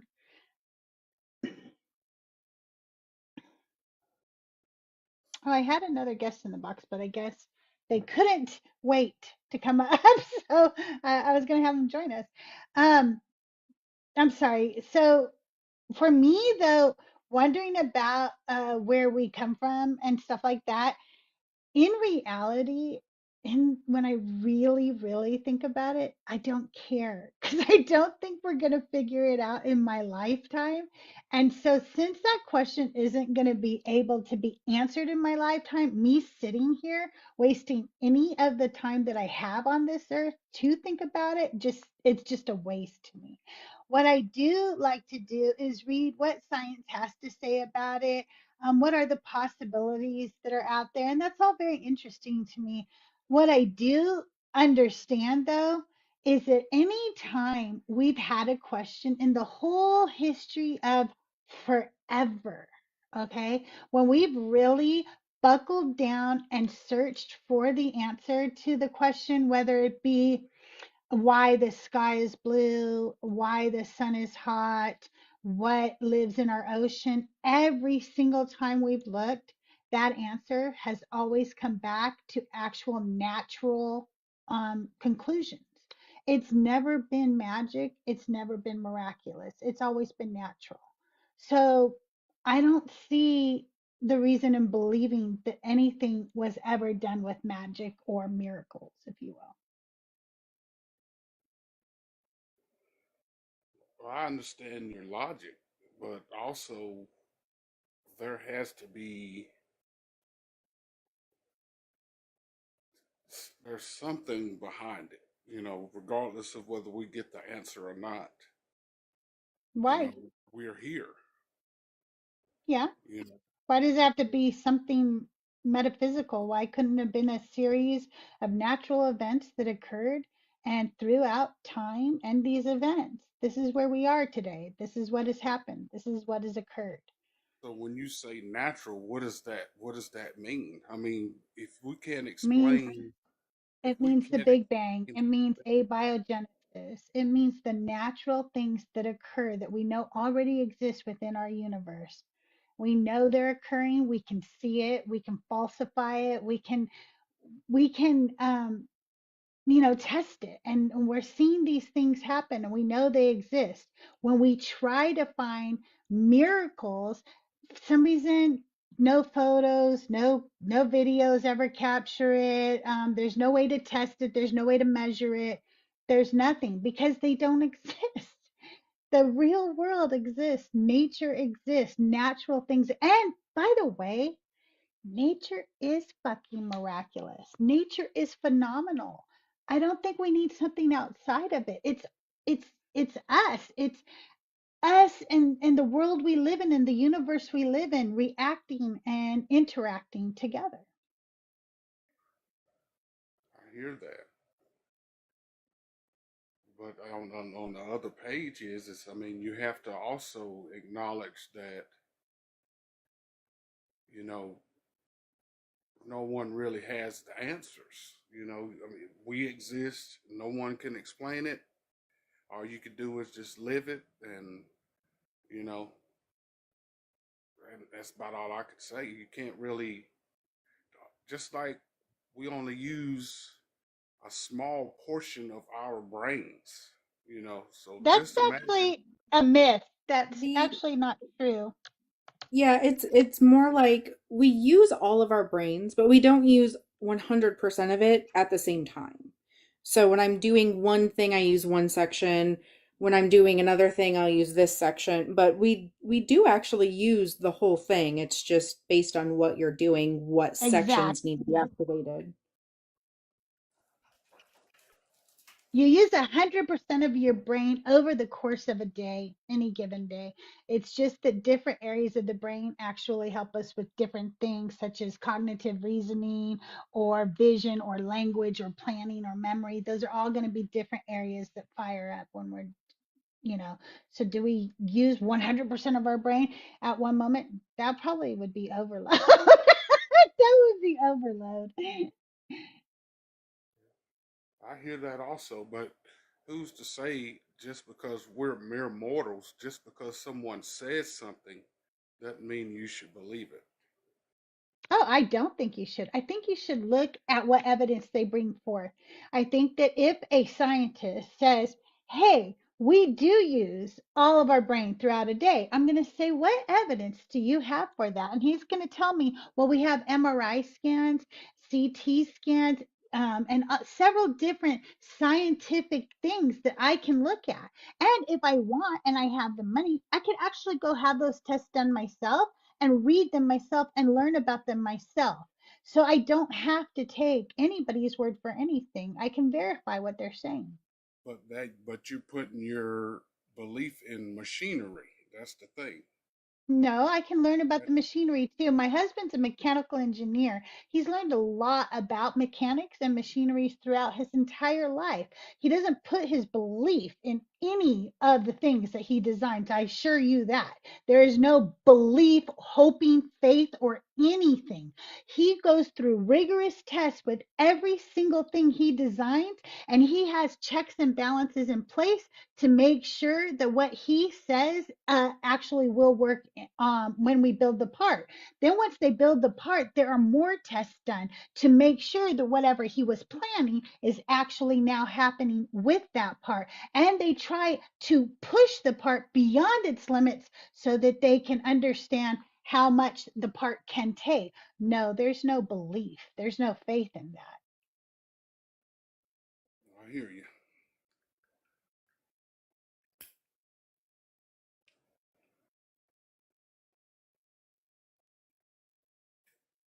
I just think that for me, I want to believe as many true things as possible. And this book is horrible. It just says a bunch of horrible stuff, and it says we should believe it, even though a bunch of men wrote it. I know men wrote it because it's so misogynistic. It's latent with supremacy culture. It creates divides, and it has throughout history. And I think that we can even, by the way, my husband is a mechanical engineer and he still believes that there is a creator God. I don't believe there's a creator God, but he does, and I'm okay with that. But we both agree that no matter what, it's not this God. This God didn't do it. This God didn't create anything. This God was created by a bunch of men. who wanted to be supremacists and wanted to be misogynists and didn't care about women and children. And they wrote that book to empower themselves. And a bunch of us thought we related to it, and we appropriated the religions, and made them our whole. Unfortunately, I made it my whole personality for almost 40 years, or over 40 years. Um, but it's not that God. That God didn't create shit. Hey, Nancy, good to see you. If I can, I'd like to point out like a comparison I'm seeing. Right. So Connor, you had said that, like critiquing Crystal's uh description of like the machinery, and you have to, put your faith in that, and luckily she's got Doug, an amazing husband, but that, if she didn't, maybe she wouldn't be able to fully understand those machines and stuff, right? But when I look at the opposite, and we're saying maybe the machine, let's compare that to the Bible itself, right? um we have a lot of things in that book that we can show are not true, and they are very much false. And there's a lot of things that the book promises that just have either never happened or don't work that way, or whatever it might be. And we have these experts on the book, and even the experts agree that there's some stuff in here that's just not correct, and it doesn't work that way. We've proven this and this to be wrong. So I don't know, when I compare the two things, right? And we compare, I guess in general it would be science in general to the Bible and religion. It seems like we have like checkpoints in place with science, right? We've got, like peer review. You can do the test yourself if you're physically able, like things that we can do to make sure, hey, that yes, this is true. And if something ever becomes not true, or we learn more about it and realize it's not, then we go, oh, awesome. We actually like that. Like let's research this more, figure it out, and then we Yeah, update our standards, right? I don't see that happening though on the other side, because like I said, we do know, like they happen to mention the thing about rabbits. It's a very small thing, right? It's inconsequential in the big scheme of things, but it's never been updated because that's not what the Bible is supposed to be for. It's not actually an explanation of what's going on around us. It's just a book of what they believed, thousands of years ago, and it doesn't get those kinds of updates and stuff. And so for me, I find trusting like the science more, because it does get those updates and it does get continually tested and whatnot. And when we test the Bible and find things that are wrong, we don't do anything about it. We just say, oh, well, that's another thing to add to the list. You know what I mean? or we Absolutely. ignore it. Yeah, we lie about it. We ignore it. We do something with it. You know what I mean? Yeah, we almost also must realize that we're all just human beings, and no one is, everyone makes mistakes, and there's no such thing as a perfect whatever, you Except know. for like God and Jesus, right?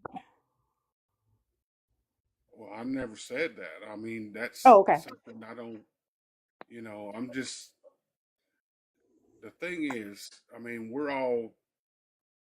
the human brain is a very complicated organ, right? So, Absolutely. and just to think about how are we able to make these machines and all these things that can figure out all these things that the human body does? You know, like I said, there's some architect behind these things.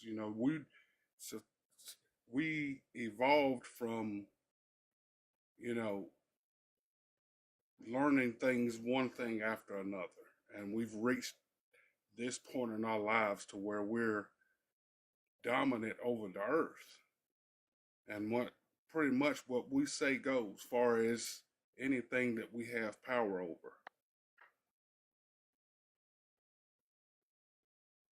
So if a person decides they want to, you know, just like all this craziness that's going on the planet now, and if people decide that they wanted to oppress a whole nation of people, I mean, where do those thoughts come from? Just you have to think about those things. There's something that has been implemented to where we are able to think about doing bad things to people or good things or whatever it may be. Well, in a natural world, that makes sense to me because in a natural world, um, we're going to have things that happen to the brain. There are going to be brains that are born that aren't going to think like other brains. That all makes sense in a natural world that there would be people who are evil, who are greedy, who are nonsensical, or whatever. There's going to be a variety of them because the way our brains are developed and because of what trauma can do to our brains and certain events, core events in our lives. Just saying there's a boogeyman out there named Satan and a bunch of demons that we can never see, that we can never prove, doesn't explain it to me. To me, that leaves way more questions. Then I go, okay, where are they? How come, how do we measure them? How do we test them? We can't. So to me, that just seems like imagination at that point. So so not believing that there's something that created us all is that like a security blanket for some people, or is that you'd Hmm. rather not believe, or I don't you have know, a choice. I don't think that anybody chooses what they believe or what they don't believe. I think that you are given information and your brain processes that information, and it is either convinced of something from the information or it is not convinced. There's nothing I can do to make myself believe right now that this phone is an ice cream cone. Not a damn thing I can do about it. I know it's not an ice cream cone. I can fucking see it's not an ice cream cone. I can try my hardest to imagine it's an ice cream cone, but I'll never believe it to be true because my mind is not convinced of it. My mind is convinced it's a phone. So I don't believe I get to choose what I believe. I'm either convinced or I'm not.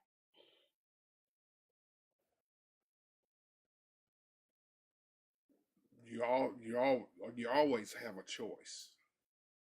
No, I don't. Okay, let's do that. Let's do a test real quick, Connor. Okay? I want you to believe that this phone that's broken as hell, that this phone is an ice cream cone. I know it's not an ice cream cone. All right, and I can't convince you otherwise, can I?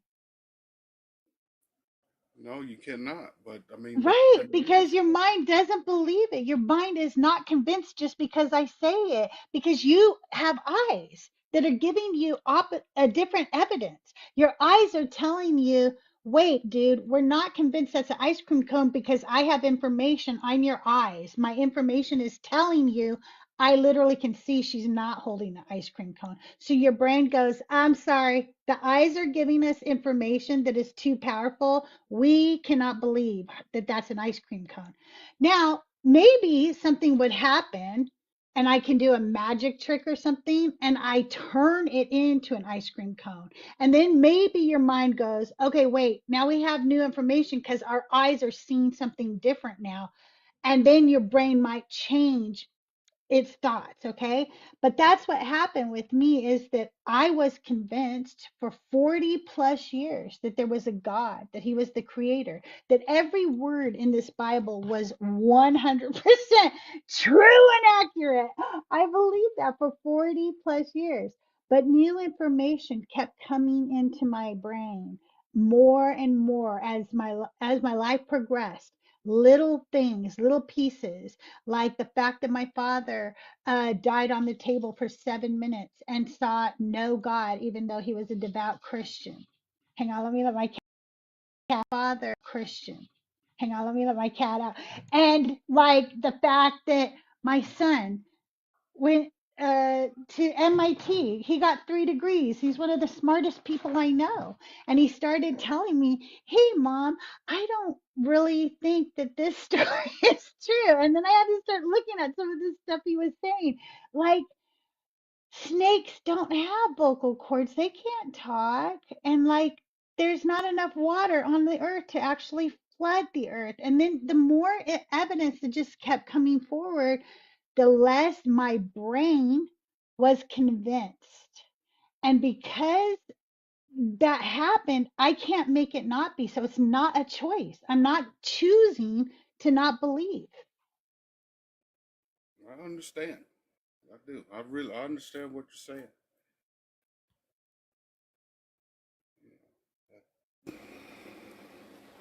It's a hard thing, but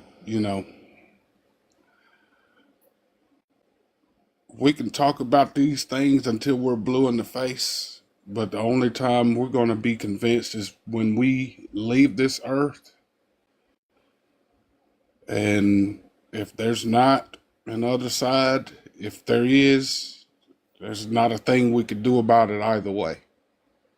That's true. You can't. And there could be a Muslim heaven when we all get done here. There could be, some kind of other religion we've never even heard of. We could be in that hell.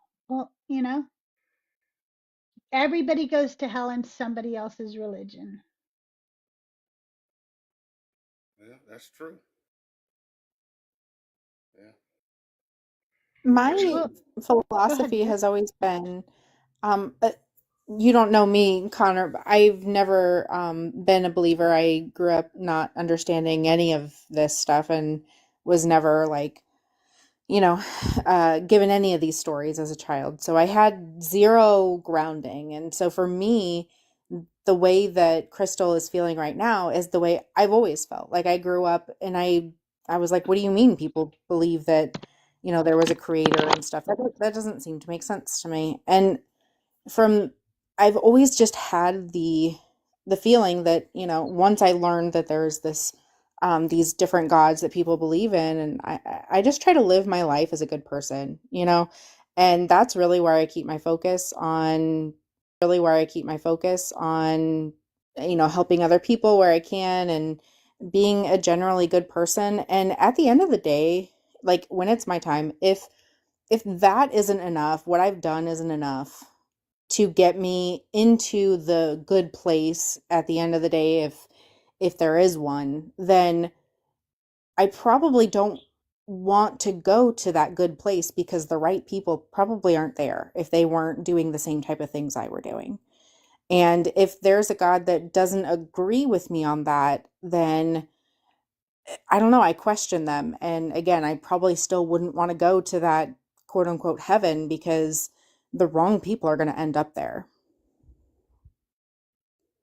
You make a good point with that. I mean, yeah, it's that's all you can do is try to be as decent of a person as you can, and Mhm. and whether you believe or you don't believe, I feel like the whole premise is to be a good person and help people. Right. And that's where I just try to keep my focus and my energy. Like I can spend a lot of energy like trying to dig into the truth behind everything. And, for some people that do, like, hopefully that's what they're doing as a job and they're getting paid, right? Because there's so much stuff going on in the world, especially today, and I can only put all of my energy into so many places, and I have to pick and choose where that energy goes to. And I can't spend, hours and hours trying to dig into, the history of things and how we got here and all this stuff. I'm relying on other people that are, getting paid and are way more educated than I am to figure that out. And if they figure it out during my lifetime, awesome. And then I will know.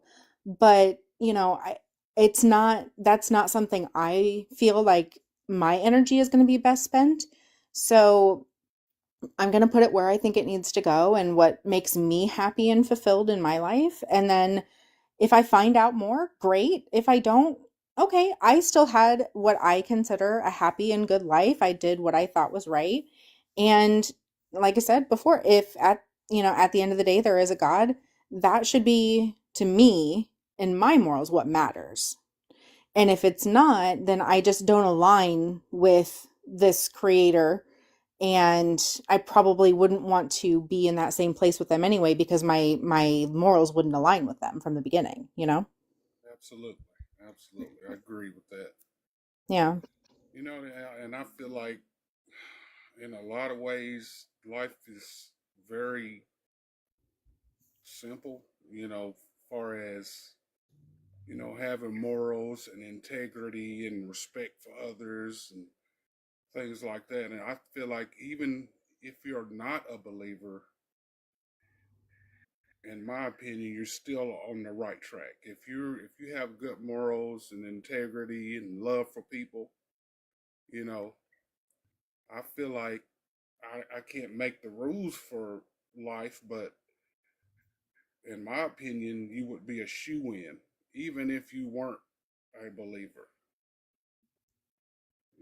So and far as far as you know, people that refuse to, you know, be decent and good to people, there's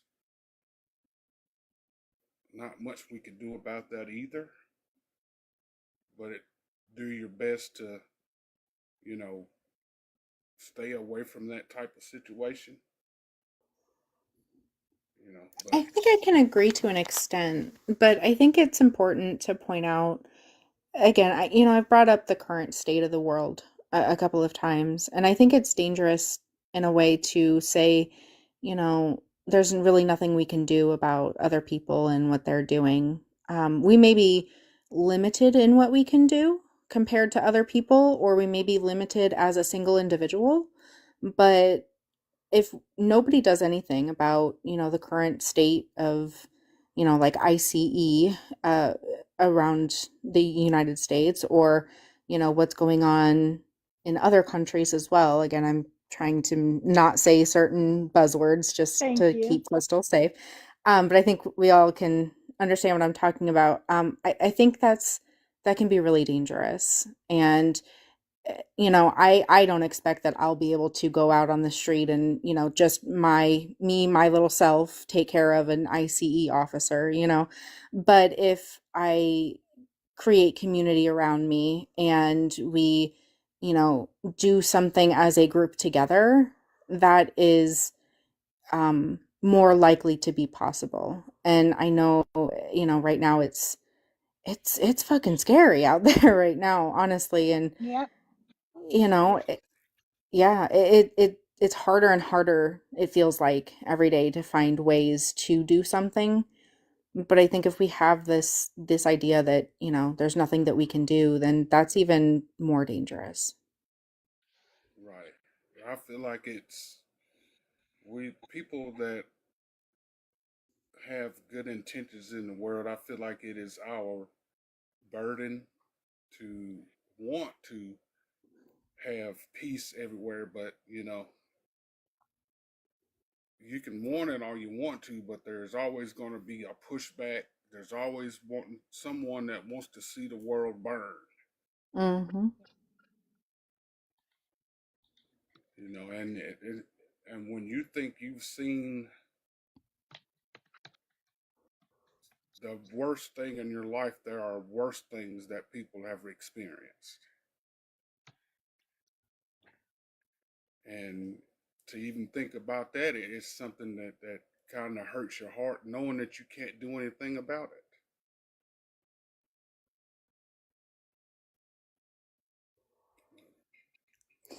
It's hard. It really is. And yeah, skeptic says like orange madness is, there's nothing that we can necessarily do about, the orange man specifically, or, this person specifically. But I think we need to try to do things that are more broad. If we're focusing on, just a specific person or whatever, yes, it's more difficult. But even as Tahir mentions in the comments, even just educating people about what's going on is doing something, It is. because like a lot of these people, like a lot of things going on in the world, we don't even get to see them on the news anymore, right? So these people that are going out and doing like this TikTok journalism, it may not, seem like a lot, like when you look at it on paper, or, oh, well, they're just on TikTok, but we wouldn't know about half of these horrific things that are happening if there wasn't somebody out there doing it and telling everybody. So although it's not necessarily directly tackling, the orange person, or whoever it is, even education and speaking out is something. True. Yeah.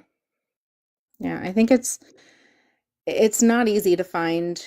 I know I've struggled to find like where I can fit with, helping with everything that's been going on, especially because there's not just one thing going on, it's 500 at the same time, right? Um where I can fit into that and help. But sometimes it's like I have to take myself back 10 steps. I would love to be, closer to the action, closer to doing things. And I know that that's just not within my capacity. So I, do things like talk to people like you on TikTok Live. I help out with online communities. I help my Help friends. me. Yeah. And I know that, I don't do lives myself, but my friend Crystal here does. And she's got this phone that is trash. So I'm like, oh, I don't have a lot of money. You don't have a lot of money, but you know what? Nope. I do have a phone that I'm not using because I upgraded a few years ago. I just moved though, so I need to find it. And I'm like, I'm pretty sure I know I packed it when I moved. So I'm trying to find it, and hopefully we can, that, or, if you get the money beforehand because you need a phone, but, like things like that, because then I can help her to boost her productivity here and helping, communications and spreading news and whatnot. So it's kind of like people that are doing these things, they need people in the background supporting them too. And I feel like that's, for me personally, where my role is in helping all of this. I'm not a frontline person. I'm not a middle line person, but you know what? I sure as hell will be in the back. I'll make a document for you. I will, help you figure out a cool way to like, earn money to help with this cause or something. Like that's where I feel like I fit. So even though it doesn't feel or seem direct, it is still helpful. Very helpful. Also, like, she's my friend that I go to when I need some very level-headed advice, especially when it comes to things that I'm doing within my community of deconstructing these religions. And I turn to Liz all the time and say, "Hey, have a minute. I need some help with this." So also We've there probably been is on the phone for like at least 10 hours this week, yeah, just like just this week, yeah.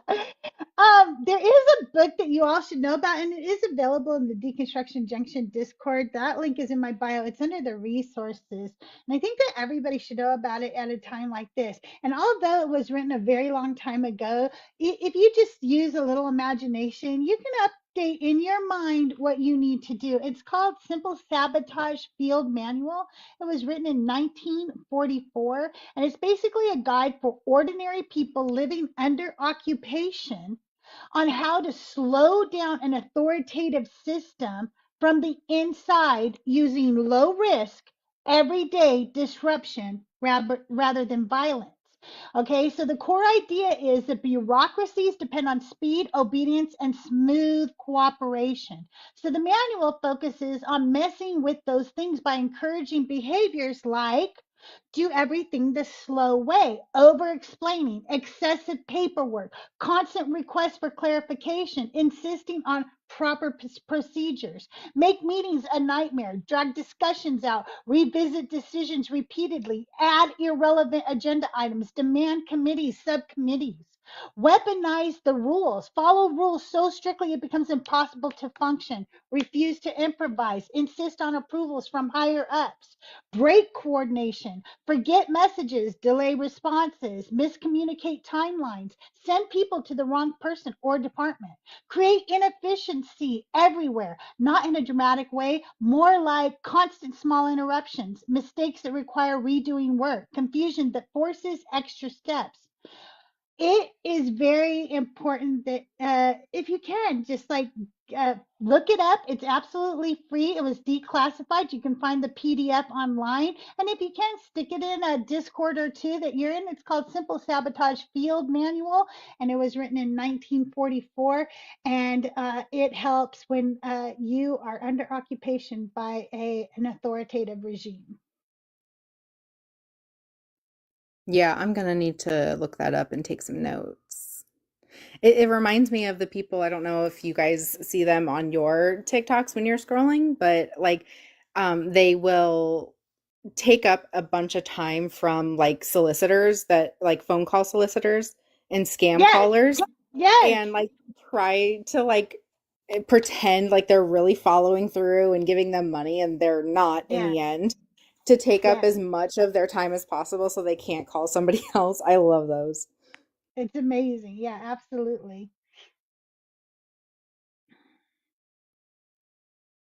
Yeah, exactly. Faith. Restaurants could just, stop feeding ICE. Hotels could stop supporting them. We also can stop giving our money to corporations like, Hilton, and every subsidiary of Hilton if they are going to continue to house ICE and take away franchises from people who refuse to. I'm just saying, our money counts, and we can slow things down for those. Like, just screwing with the hotel where ICE is staying at is going to help. Like, make calls and just keep the people on the phone for the whole time, and go in and ask a million questions at the front desk while they're all waiting to check in or something. You know what I mean? You you have the power to do things that are very passive aggressive, if you will. I think Tahir is saying you need to check the YouTube. Oh no. What? Huh. It's no, I still have Crystal DJ YouTube. Oh, is there a message on? I don't know if I could see it. Let me try. Remember I don't have a second screen, Tahir, so I can see if I can try to pull it up over here, and then I will answer. Yeah. Oh, maybe I can't. Deconstruction. I'm I'm While starting. you're doing that, just a quick reminder, we are like 2 seconds away from 32K, but we y'all already know I'm gonna say tap the damn screen. And share the live if you can. We're already at over 100 shares. I appreciate that, but tapping really does help. We had a lot more people in the stream, and it dropped off. So we got to get those numbers back up. Connor, thank you so much for coming up. If you're still in here, you are more Oh, than thank welcome to you, come Connor. back. That was a I didn't great see what conversation. it was. Okay, I see remember before cell phone video, after all those decades of police abuse was denied until everyone has the ability to video them doing it. Yeah, and now they're trying to uh literally unalive you if you take video. So be careful out there, okay? Be very careful. I'm talking to you, Minnesota. Like my heart goes out to Minnesota right now. It's crazy there. The title of issues on your side. Was there something else? Am I missing something over there? Because that's all I see. How rude of us to judge. I don't see anything else. Anyway, if there was something else, y'all let me know. I think that was what you wanted me to read, but I could be wrong. How are you today, Liz? I'm good. I'm just cold. It is so cold here for no reason. I left the cold states and I was supposed to be coming to a warm state and I think the cold followed me here. And it's not fair. No, that's not fair. It's probably in the 80s right now. I don't know. See, that's what it's supposed to be. Like, what is going on? I don't know. It would be my luck. Yeah, for But sure. thank you for following me on that trail there. I know like I sometimes try to like my style of debate or communication can be different than other people's and sometimes they're like I don't really understand what you're doing or where you're going and I'm like no, I promise I have a No, reason. yeah, absolutely. No, I was totally following that, and I thought that was a really good conversation. Yeah, I thought so Um, too. I hope he comes back. I'm I'm gonna try to play music for you now. We're gonna try because my album came out last night at midnight. I'm gonna try to play my newest song for you. I'm sorry. I don't know if this will work. This is what I'm working with, you guys. But oh, by the way, my I told my daughter about you, and she goes, "Oh my God, I might have an extra phone, but she just moved too. Remember I told you that?" Yeah. And so she goes, "Well, let me look." I go, "Well, if she finds it first or you find it first, I will let the other one know." But I appreciate it because I just need a working phone right now. Eventually, I'll save up and buy a good phone, but just a working one would be nice. Okay, so this is my last song on the album.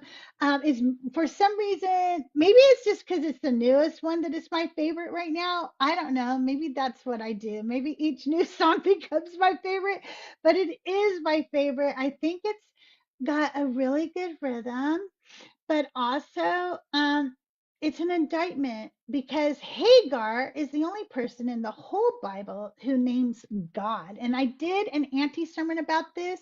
So make sure you check those out there in my Discord. The link is in my bio.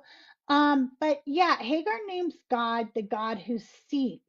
As a Christian, Liz, when you're growing up, you are told, oh my God, God sees her where she's at and loves her even though she's an Egyptian slave girl. Oh my God, isn't that sweet? And I don't know, as I revisited it to write the sermon, did you like my impression? Um, Love. I started thinking, like, wait, what if it's not a compliment? What if it's an indictment? And so that's what this song's about. She's calling him out, and here it is. You saw it, maybe. Maybe. You're really not gonna let. Wait, please.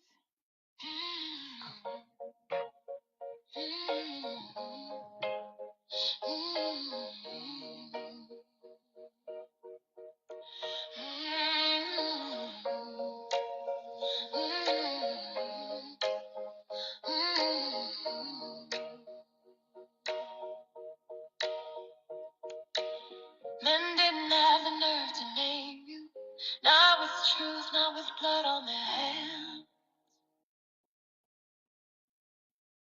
They spoke around you, over you, safe behind their power and plan. They praised what you did for them. They trembled as you gave your name. They wouldn't dare think to name you. No, that would be my claim to fame. I didn't bow when you found me alone. No one else to hear what I'd say.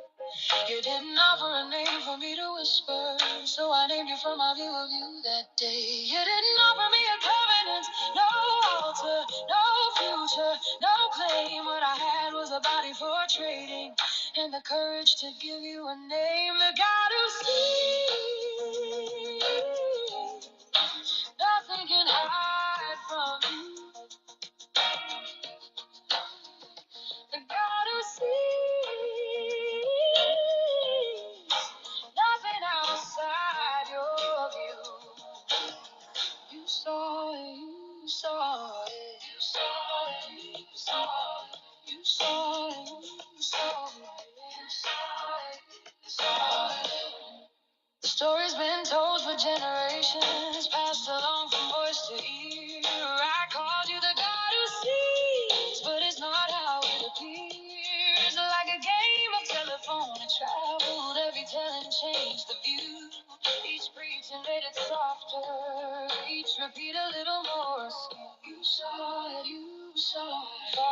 home, isolated, afraid, a body alone in a borrowed land. You saw me doing what I had to do, trying to obey their every command. You saw the cruelty, saw it plain, saw it hand me over like a toy. You saw what was taken again and again. You saw my body and heart destroyed. I ran when escape came into view. Believe this is my set me free. But you found me there in the wilderness and sent me back to what you could see. I named you the God who sees. They heard it as something kind. They said you saw my heart, said it was part of your design. It was never meant to compliment. I named you the God who sees. It was always an indictment. You see it all and do nothing. You see the children, you see their pain, their hunger, their bruises, their abuse. You see the men who harm them while claiming they worship you. You see global wars, you see the suffering, you see it all from your throne and do nothing. You saw it, you saw it, you saw it, you saw it, you saw it, you saw it. I didn't name you by accident. I didn't kneel, I didn't plead. I gave you a name that fit. I named you the God who sees. You saw it, you saw it, you saw it, you saw it, you saw it, you saw it, you saw it, you are the God who sees. You saw it, you saw it, you saw it.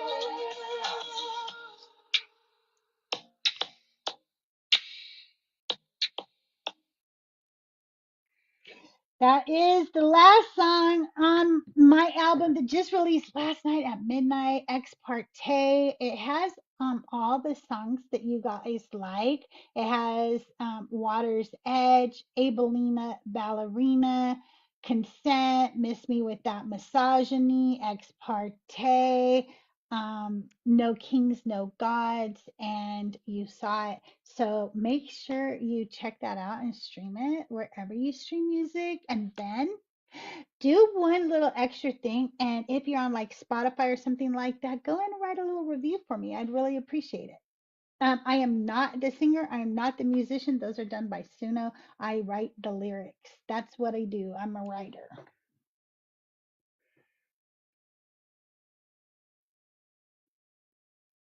Does it ever make you think, as a person who is always a non-believer, when you hear us tell these stupid stories, do you ever go, wait, Crystal is relatively smart. Like, why did she not realize that wasn't an indictment when she was a Christian? Honestly, it's this is what I think that feeling is what I'm talking about when I'm like, I don't understand it and I can't comprehend because I never like I know that you're a smart person, right? I know Right? Tahir is smart, Benny, Jason, like all of these people, like these people who are so smart. But, at the same time, it's like I never had that. I guess the only thing I could relate it to would be like if I still to this day believed in Santa, like Yeah. right, Tahir, because it's like it's such a brainwash. It's indoctrination, and I that's the only thing I can compare it to. But I lost that so young that it's hard to really like comprehend how it feels from that perspective. And part of me, of course, wishes I do because I like to understand. But obviously, I'm grateful for not having to have gone through that. So it's a weird place to be in to try to really understand.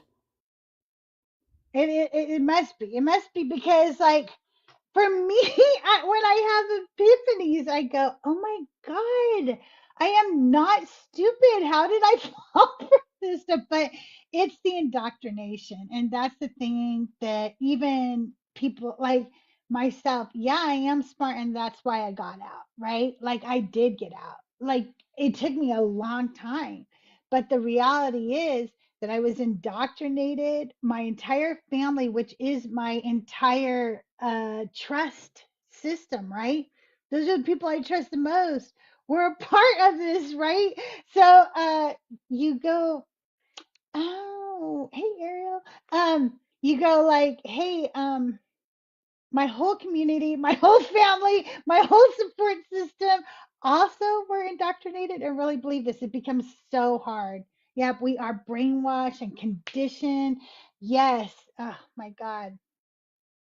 It's crazy. I think the most like weird part for me now as an adult, other than like just genuinely not understanding the feelings that you guys have, is also like my family are believers. It just That's never, weird. ever, ever came up. And Oh, like honestly to the point I didn't even know what the Christian belief was. Like I knew nothing, absolutely nothing. And then one day, like I think I've told this story, like my friend mentioned God and I kind of started doing a little bit of research, but like the little bit that I had, I was like, well, this doesn't make any sense. This is clearly just stories. And then I started to realize, oh no, people actually like fully believe this. And one day it happened to come up with my parents as we were in the car, and I said something about me, well, of course I don't believe in God. Like, of course, that's silly. And my dad was so disapproving and said, "Did I teach you nothing?" And I'm like, "No, you literally didn't, Dave. You literally did not." I, Like, what do you mean? It's like I was supposed to just absorb the information through osmosis or yes, something. I don't know. yes. Like, what are you My talking? mom You said this literally never similar. talked about it. My mother never had this sex talk with me. And then when I got pregnant the first time, she said those same words to me. She goes, did I Oh teach my you God. nothing? And I said, actually, no, you didn't. But that's neither here nor there. But no, mom, you didn't. You never had That that talk with same me. thing with me. They didn't have that talk. I didn't have a talk about, like just the changes that a woman will go through. Maybe TMI, I'm not going to tell everything, but it happened for my first time when the babysitter was there. And I had no idea. I thought I was dying. I had no idea Oh what was my happening. God. And I'm bawling to the babysitter, and she's like, because she's in high school or something, and she's like, what did your mom never tell you about this? I'm like, no, what in the hell is happening to me Aw. right now? And so she had to explain it to me. And I mean, I asked some stupid questions like, do I have to wear something at night? Like, because I'm like, does it turn off when you go to sleep? I don't know. And Aw. like that's how much I Aw. had no idea. I had no idea. I was the most innocent. And it like they just never really talked about anything. It was weird. I had a bunch of girlfriends, so we knew what a period was. We didn't understand everything. Don't get me fucking, crazy here. We didn't understand it. We knew we were gonna have one. We knew that we would bleed for 7 days. That's what we thought. Okay, exactly this. This is exactly what we thought. You Oh, will bleed for 7 days and it will be like once a month for 7 days or something like that, right? So we knew that was gonna happen. But when I started my period, that's all I knew was that I was gonna have one, right? And that I'm gonna like bleed for 7 days. I don't really understand what it's doing, why I'm doing it, or anything. And also, I don't know how to use anything, okay? And I yeah. had older sisters. I had older sisters. I didn't ask them anything because they were assholes. They would fuck with me if I went to them to ask them or something. So I didn't really trust them anymore. And well, actually, my oldest sister had already passed away, to be fair, and my other sister was doing her thing, and she wasn't really an asshole, but she was probably not even living at home. I don't know. Maybe she was. I don't know. But we weren't close enough for me to go and ask her. So instead, I just read the tampon box, which doesn't really explain everything to you. You know what I mean? No, So there, not there at is all. there was some uncomfort. We'll just say, we'll say, we didn't really understand the whole process at first, but we learned, and we didn't learn because my mom taught me. We learned by trial and error and talking to our friends. That's what we did. Hey, Nick, how are you? Hey, I just wanted to answer the background question. Okay. What is more powerful than God? Yeah. A series of toys that I sell at work.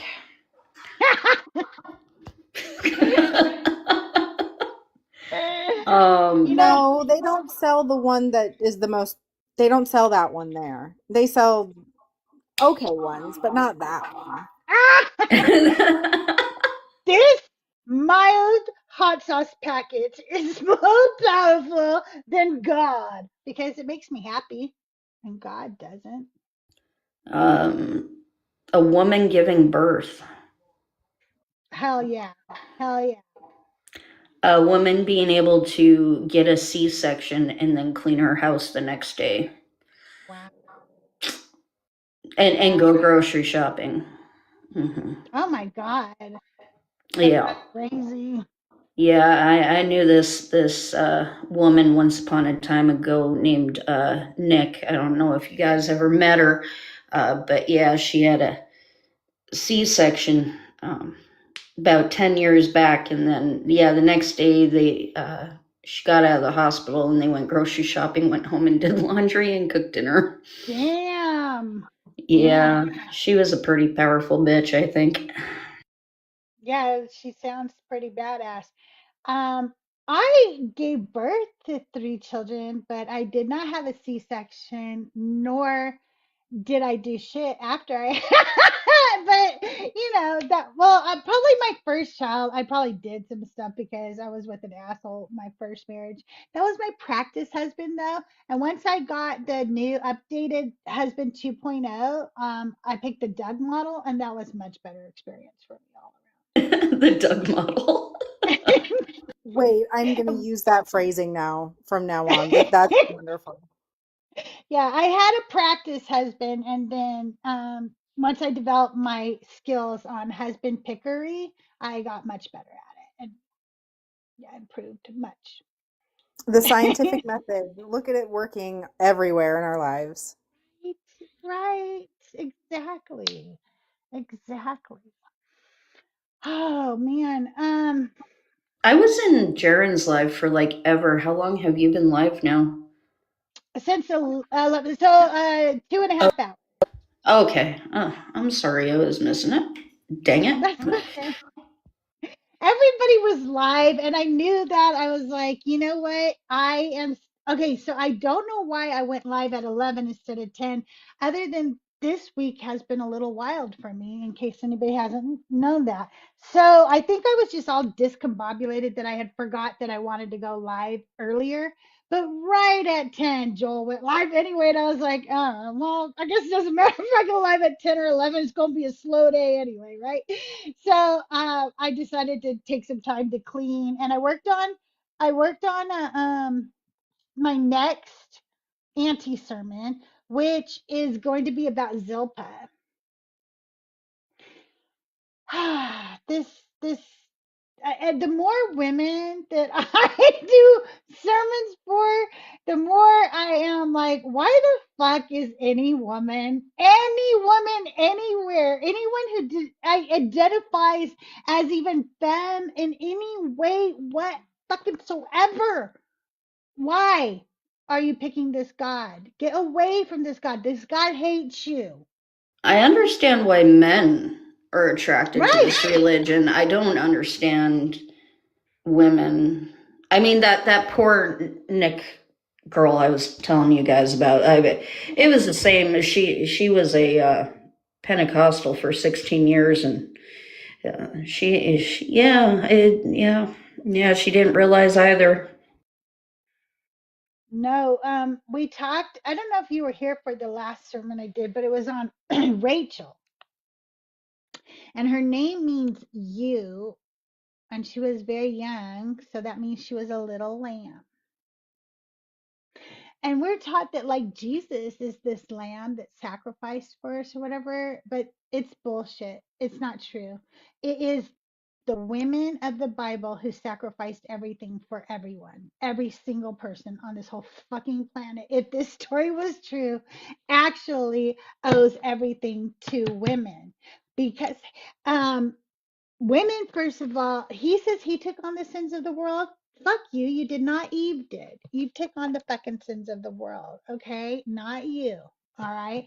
And then and then women sacrifice their bodies for the lineage. They sacrifice their names, their accolades, their everything. Jesus didn't sacrifice shit. I think I'm going to quote that from now on. Jesus didn't take on the sins of the world. Eve did. That is beautiful. Fuck, I'm so mad I didn't come up with that first. It's just the fucking truth. It's just the fucking truth, man. And the more I go through this Bible, the more I see how evident it is that every single good thing women did or thing that they're blamed for, like it is just men are fucking taking all the accolades and putting all the blame on women. That's all they do. They just steal everything good and put everything bad on us, and it's horrible. They took how we give life, right? Like they were like, oh, they're the life givers.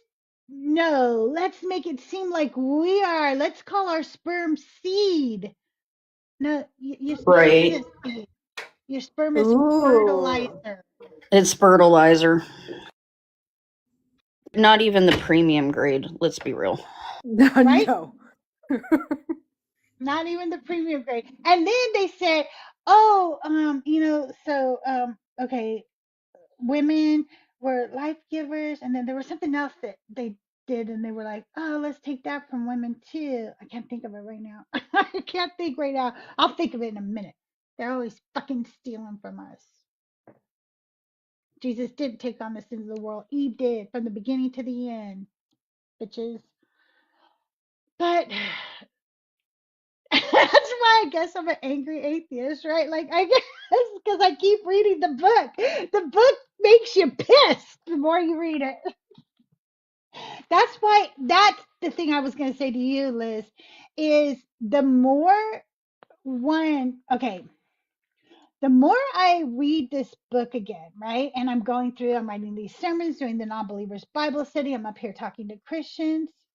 The more I'm convinced that the reason why very smart people like myself, Nick, and others also fell for this shit was because we also lied to ourselves and others about how much we read ourselves this book, okay?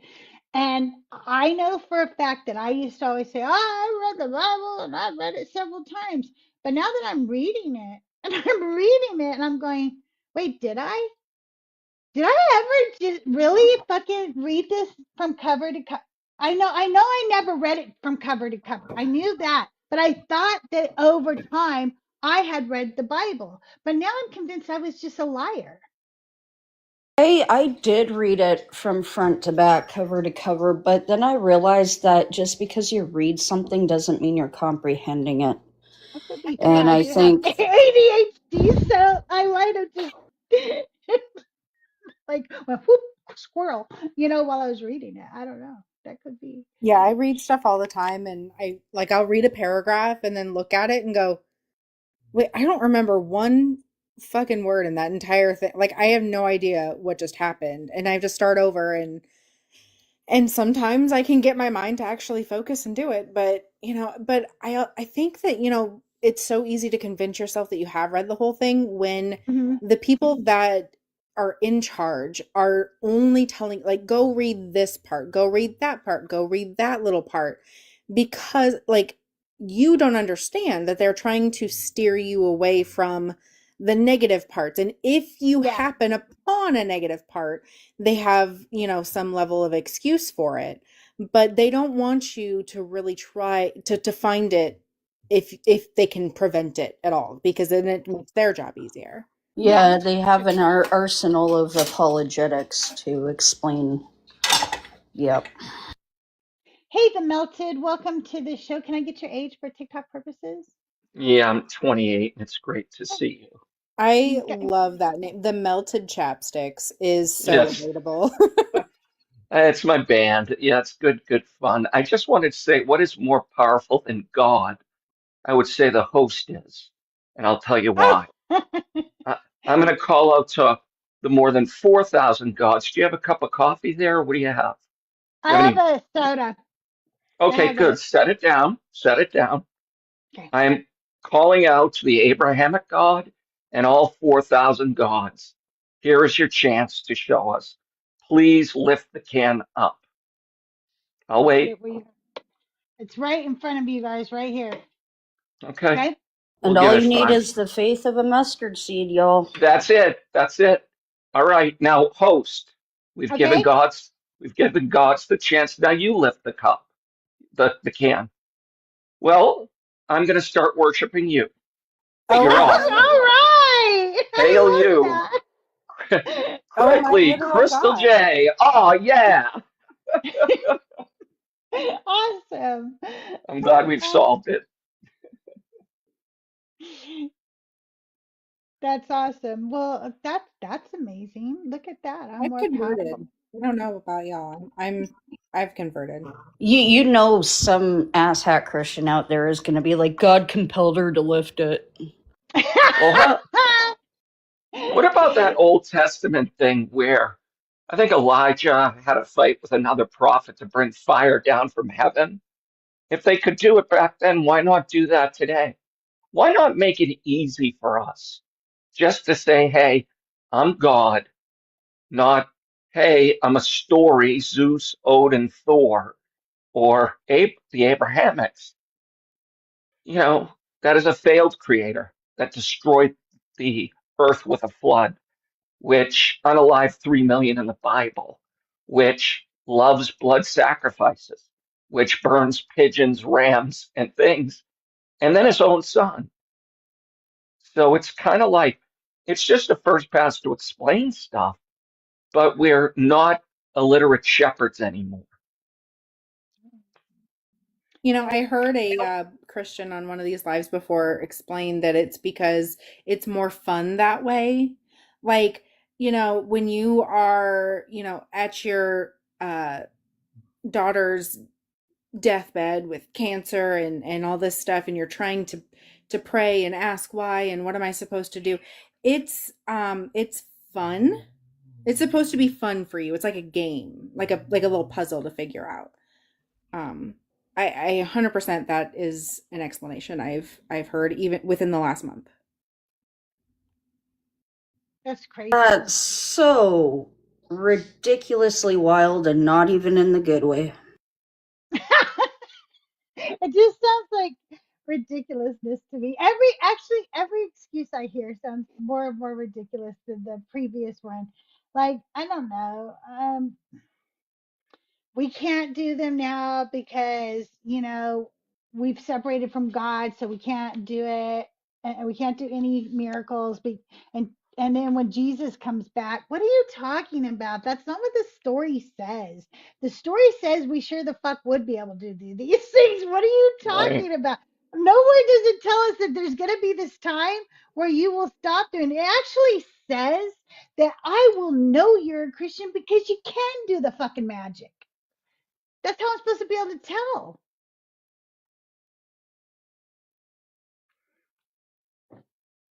You'll do greater works than me, it says. Yeah. Yeah, so it's unfortunate. I think the real problem is this, is not only that really God doesn't want us to eat shrimp or lobster. He never spoke about the virgin slaves that he commanded after wiping out cities to keep, promoting slavery in the New Testament. But just make sure you don't eat the lobster, and all these other things are permissible. It's just disgusting. It's Bertrand Russell said this. If you want to be a Christian, have others read you the Bible. You want to be an atheist, read it yourself. Yeah. That's true. Yeah, Douglas DOK said, "Am I wrong? But didn't people perform magic or miracles in the Bible to prove God's existence?" Yeah, Jesus said that's why we're going to be able to do them. That's why we're going to be able to do greater things, so that his Father could be glorified, and that anything we ask in His name, we will receive, so the Father could be glorified. And so I guess He doesn't want to be glorified because He's not doing any of that stuff. I guess He gave up on that ambition, huh? Oh, you know what? That's a good question, though. Skeptic mentioned Red Lobster in the comments. Why are the Christians not outside Red Lobster and protesting? What did they Yes. do? It's Well, the no. atheist restaurant, obviously. Yeah. Oh. I don't know. Not me coming from a church that when we did the potlucks, there be at least 3 people who brought shrimp rings. I'm just saying. I bet. I bet. Exactly. $14.99 at the supermarket. I'll eat 3 of them. Um, yeah, it's just terrible. I think also when religion gets into politics, like Sharia law or Christian nationalism, they want to take women's rights away. And I just think it's, if you want, as Christopher Hitchens says, if you want to play with your toys, play with them at home. I do not want to play with your toys. Keep your God to yourself. And that's it. And this has I been agree. so enriching because I do a lot of live. So the next panel I'm on, they're going to say, "Who do you believe in?" And I'll just say, "I worship critically Crystaljae." Who's that? She's the lifter of the soda can. I love you all. Have a great day. Thanks. Have a great day. I gotta Bye. let my dog out. I'll be right back, you guys. I'm just walking over here though. I can still hear you. Go on. Shit. Well, if she can still hear us, I guess that means we should behave, yeah? Yeah, I guess no talking shit right now. We'll have to wait till later. Yeah, I'll message you. Don't worry.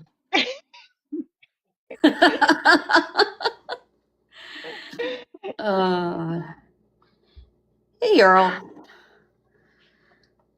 Yeah, it's been a interesting last couple of weeks, I think. It really has. Understatement.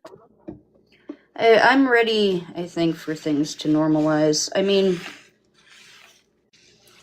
Define normal. well, you know, at work we have this thing, and we'll go, "Are you okay?" And we'll be like, "Okay, normal person are okay, or our level of okay," and it's always our level okay, and then it's like, "Yeah, I'm all right." So we have to define what level we're talking at, because let's face What's it, up, where I Nick? work, nobody is okay. What's up, Nick? Earl, what's up? Not much. What is more powerful than Odin? I don't believe he literally exists, so. Yeah, I know. I was just trying to tie in the background. Shit. I tried. I'm sorry, Crystal. I tried. I appreciate it. I appreciate it. At least I got an honest answer, right? Do Instead you of do you want me? You want me to engage as a pagan without a brain? no, that's okay. You could do a Christian without a brain. It's much easier. um, I don't think I could be a Christian. I've never been a Christian. I don't blame you. I don't blame you. I'm I gotta not let my either, dog but the answer, I have never been a Christian either, but the answer is obvious. Nothing. Nothing is more powerful than God. I mean, iron, apparently, according to the Bible. No. We don't. No.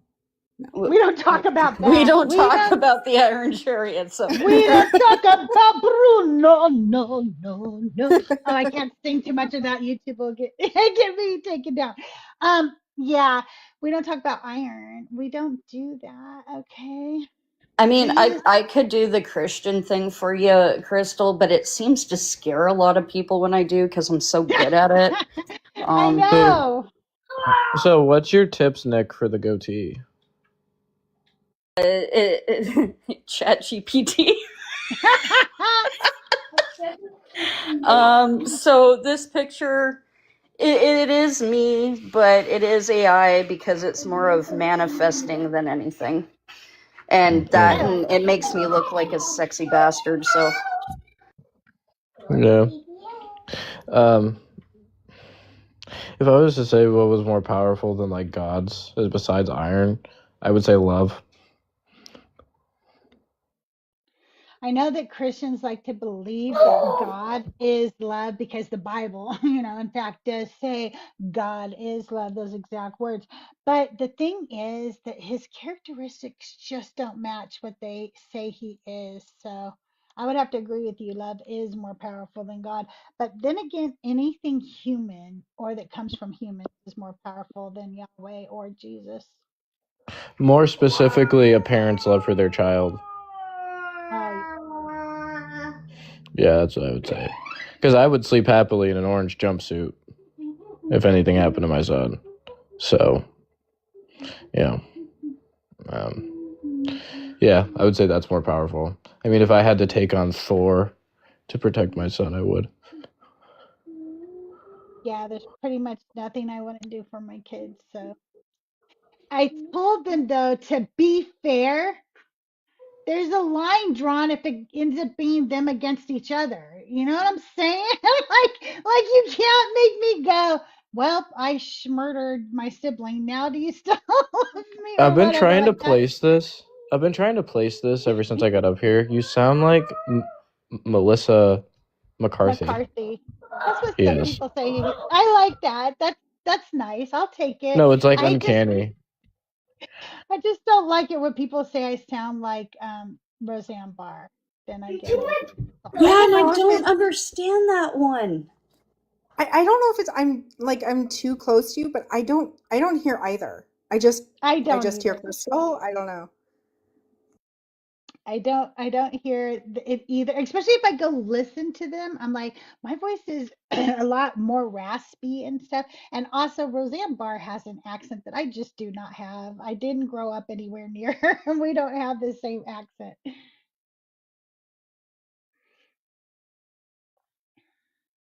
Well, you guys, we're going to be closing up shop in about 15 minutes. I want to do a real quick reminder that last night, my Deconstruction album that I wrote the lyrics for, I used Suno for the music and vocals, was released. It's called Ex Parte. It's available everywhere you stream music under Crystaljae, is the artist. Also, I have another album out. It's an EP called A Seat at the Table, and it's a really good, powerful little EP. It's about 12 minutes long. It's a really good listen. And make sure that if you do listen to it, give me a review wherever you can. Um, you don't see what I don't see. Oh, you don't see. Okay, okay, I get it. You don't see the Roseanne Barr and the Melissa McCarthy. I'm gonna play you guys the hit. It is a hit. Okay, no, the the title track from the album Ex Parte. The song is Ex Parte. This is written based on a book by a woman named Judith Plaskow, and I'm just gonna admit it right now. I haven't even read the book yet. I heard about the book, loved the concept of the book so much that I went and wrote a song about it. But I wrote it from an ex-Christian perspective because Judith Plaskow happens to be a Jewish woman, so our perspectives are a little bit different. But the story is basically this. It's based on the book by Judith Plaskow called Revisiting Sinai. And what it's about is that women were not a part of the covenant. We were never asked to be a part of that covenant. So my song is about that, and also kind of indicting Adam and God for trying to pin everything on women. So this is my song Ex Parte from the album that came out last night at midnight, Ex Parte.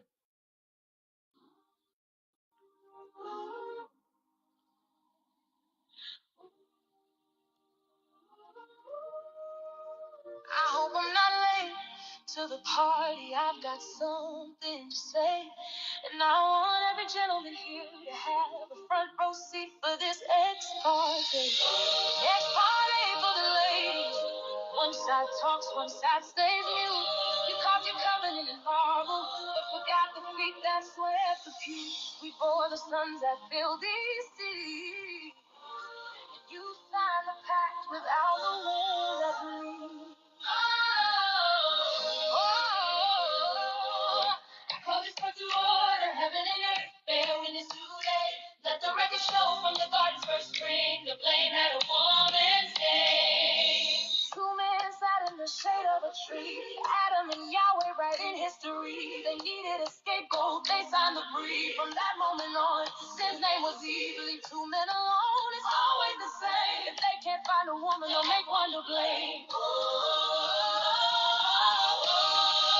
This is my ex-parte, my one woman plea. You created calamity and try to frame me. You call it divine, but the terms were deceived.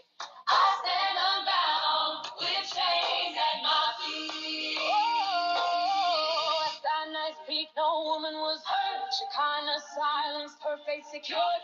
Let the judge and jury see. The law can't bind what we didn't concede. The contract is null as defined. May the record show no woman sign. We never needed a savior or lamb. Because the truth is, sin's name is man. Sin's name is man. Oh, in the land of Egypt, we lit the flame. Our mother's prayers, our songs unashamed. We worship the heavens, the stars, the sea. We knew the truth before their decree. The sign of the men left us behind, abandoning women, blind leading the blind. We bore the children, we kept the fire. They stood on our backs as they climbed higher. Once our rituals were pure, hands in the earth, spirit sure. With Asherah raised, they gave us no choice, but no God, no man can silence the for me. Please the court to hear my battle cry. We denounced the God, we denounced the lies. The pens were theirs, the scrolls they made. It is man's guilt, a man that needs saved. Rise up now, behold the power. It's time they bow. Fight out was never ours to share. Without the glory, there's no guilt to bear.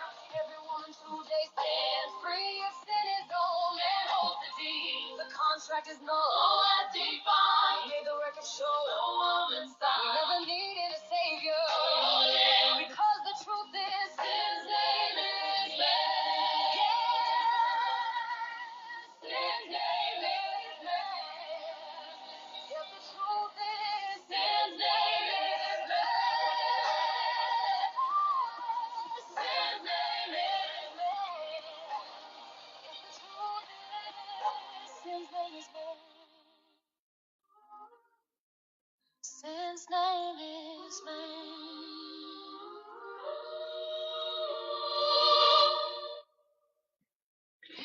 Oh, I don't want to hear that song right now. Oh no, I'm not gonna be able to stop it. You guys, I can't do anything on my phone. Wait.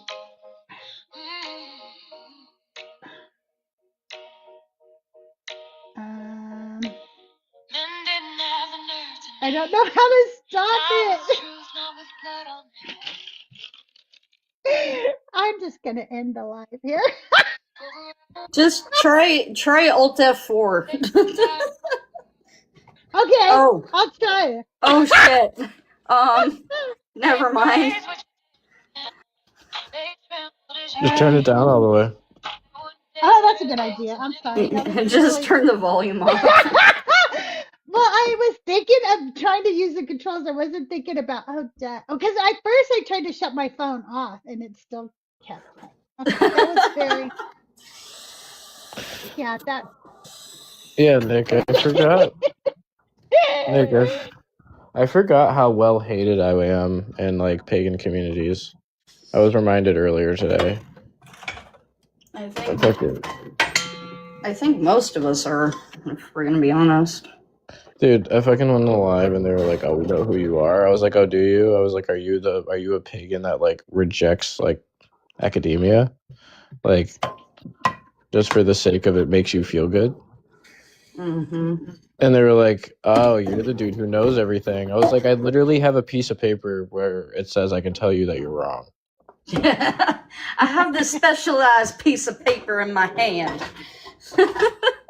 I literally, like, as I tell them all the time, like, I didn't spend like almost 10 years of my life with staying up like all hours of the night studying this for you to tell me that you know more than me. Like, I have an ego, sure, but I've earned the right to have it. I can't wait till I get to that point. Like, yeah, well, this piece of paper says I know more than you about God, so, shove it. Are you in seminary? Yeah, I am. Yeah, I only did like 1 year of seminary, but I stopped because I couldn't stand the other fucking people. Like all the like nepo babies that are in there, like the dudes who really got God said they're my daddy's money are just like so ridiculous. I really love my professors. I have, of course, you guys know Father Mark, and then I also have Deacon Magdalena, who is absolutely a phenomenal source of wisdom when it comes to history. And then, of course, I also have the incredible, amazing Rabbi Hannah. So I got a pretty hardcore panel of educators that I'm learning under. So it's definitely been a phenomenal ride so far. That's cool. Yeah, I just like I remember sitting down on the couch with my dad when Vikings, a TV show, came out on History Channel, and he was like, "This is going to be bad for us," and he was right. It was horrible. And even though my dad is still a Yahtzee, like even at that time, he was like, regardless of if we disagree, we can both agree that this is going to be bad for our theological claim, right? And he was like, yeah. I was like, yeah, it's going to be bad.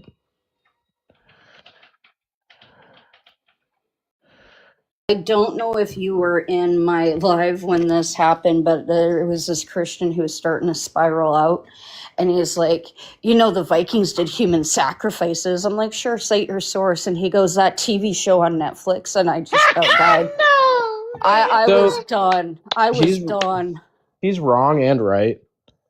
Wrong and right, but I wanted him to cite those sources, and yeah, that's what he went to. Was that show on Netflix? Was his exact wording? Dude, the only time they ever did that was in like severe times of resource scarcity or climate change, like climate disasters. Nick, they only did that like once. Nick, my favorite time somebody cited a source, I don't know if you were there or not, but it is still my favorite is when Justin was trying to get somebody to cite their source and he was being so cagey about it. He didn't like, you could tell like he just really did not want to tell Justin what his source was. And this went on for a while until finally he was like, LinkedIn. Like, go to LinkedIn, go to this guy's profile. And then he was citing LinkedIn as a fucking source. I think my favorite, and this will always go down in history, is the claims that Jeff for Truth was making. And he was in a debate with Rabbi Hannah, and Rabbi Hannah kept saying, cite your source, cite your source, cite your source. And he goes really quiet, and then he goes, my book. And I was done. And I think that one will forever go down in history because that is the most money grubbing, trust me, bro, I've ever fucking heard in my life. Yeah. Cite your source, my book. Jaron did that in his debates. Could you? My favorite debate moment, though, by far, is when they said, you have 3 minutes or whatever the fucking amount of time Jaron had was. So he said what he had to say, and he goes, I have 3 minutes. I could use it any way I want, right? And they go, yeah. And so he ate a fucking sandwich. Started eating a sandwich. It was so good. It was beautiful. It was just the best. It was. That was. I couldn't imagine being like roasted or like be in a debate about theology by Melissa McCarthy, but I've seen it now. I've seen it now. Like I can imagine Critical just like saying, "Are you fucking serious?" and then doing the laugh, and I'm like, "Oh, okay." Well, Hey, I Melissa mean, McCarthy. if Nightmare Fredbear is online sitting here debating Christians, I think Melissa McCartney can do it too. Dude, there's a famous drag queen who does it too. There is a video like in my one of my latest videos, so it's not even that far back, where I, because people say that I'm like Melissa so much, you know that scene where she just cusses out that lady like at the bank or whatever, and she's like, God, Jill, you're such a fucking asshole or whatever. I posted that because people always call me my alter ego Dark Crystal, and I kind of talk like that when I'm Dark Crystal. It. Yeah.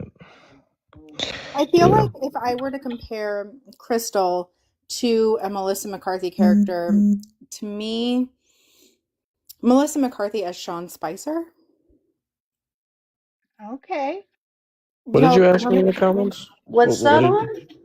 What did you ask me in the comments? I was asking if you knew which drag queen, because I Um, it's he primarily guesses, or she primarily guesses. Sorry, she primarily guesses in people's lives. And she goes into like Republican lives or like MAGA lives, and oh or and says I'm famous, and they're like, no, you're not. And then she shows a photo of her on like RuPaul's Drag Race.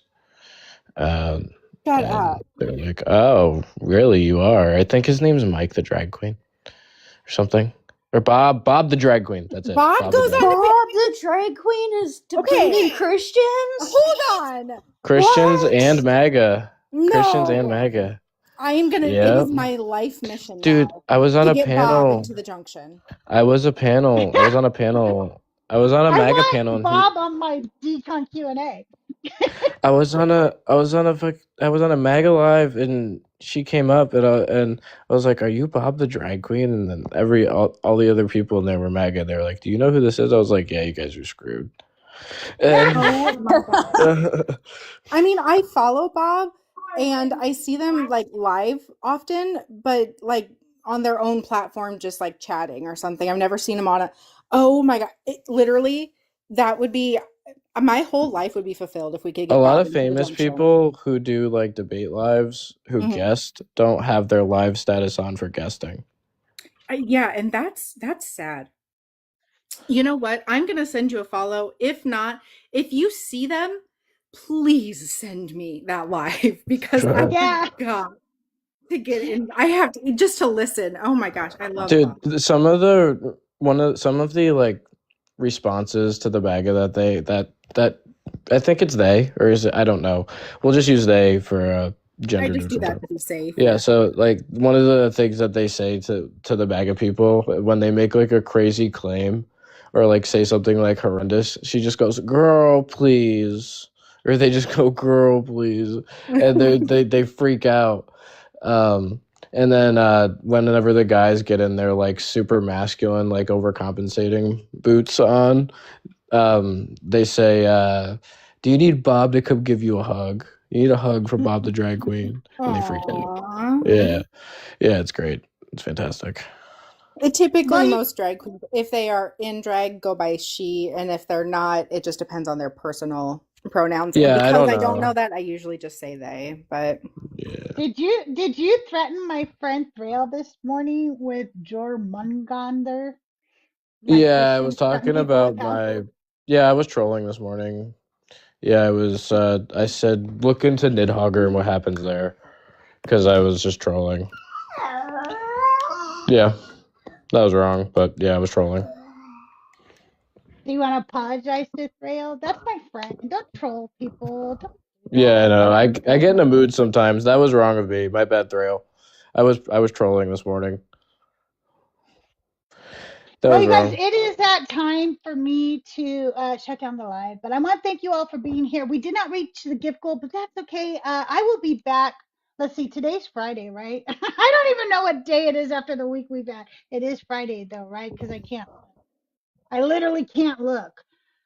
It is Friday? Today? Yeah. Oh, it's Thursday. Okay, but Thursday. I'll be back tomorrow.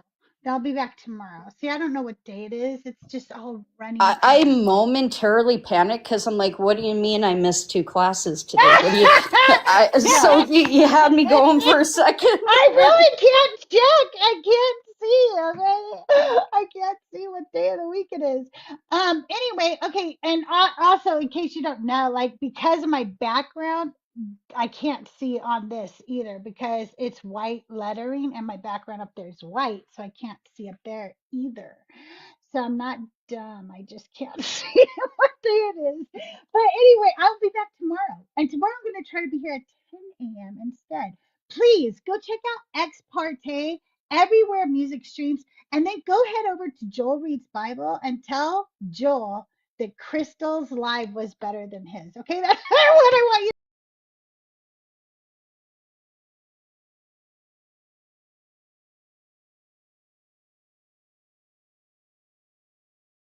I will always. You know the Iliad, Sunbird? The Iliad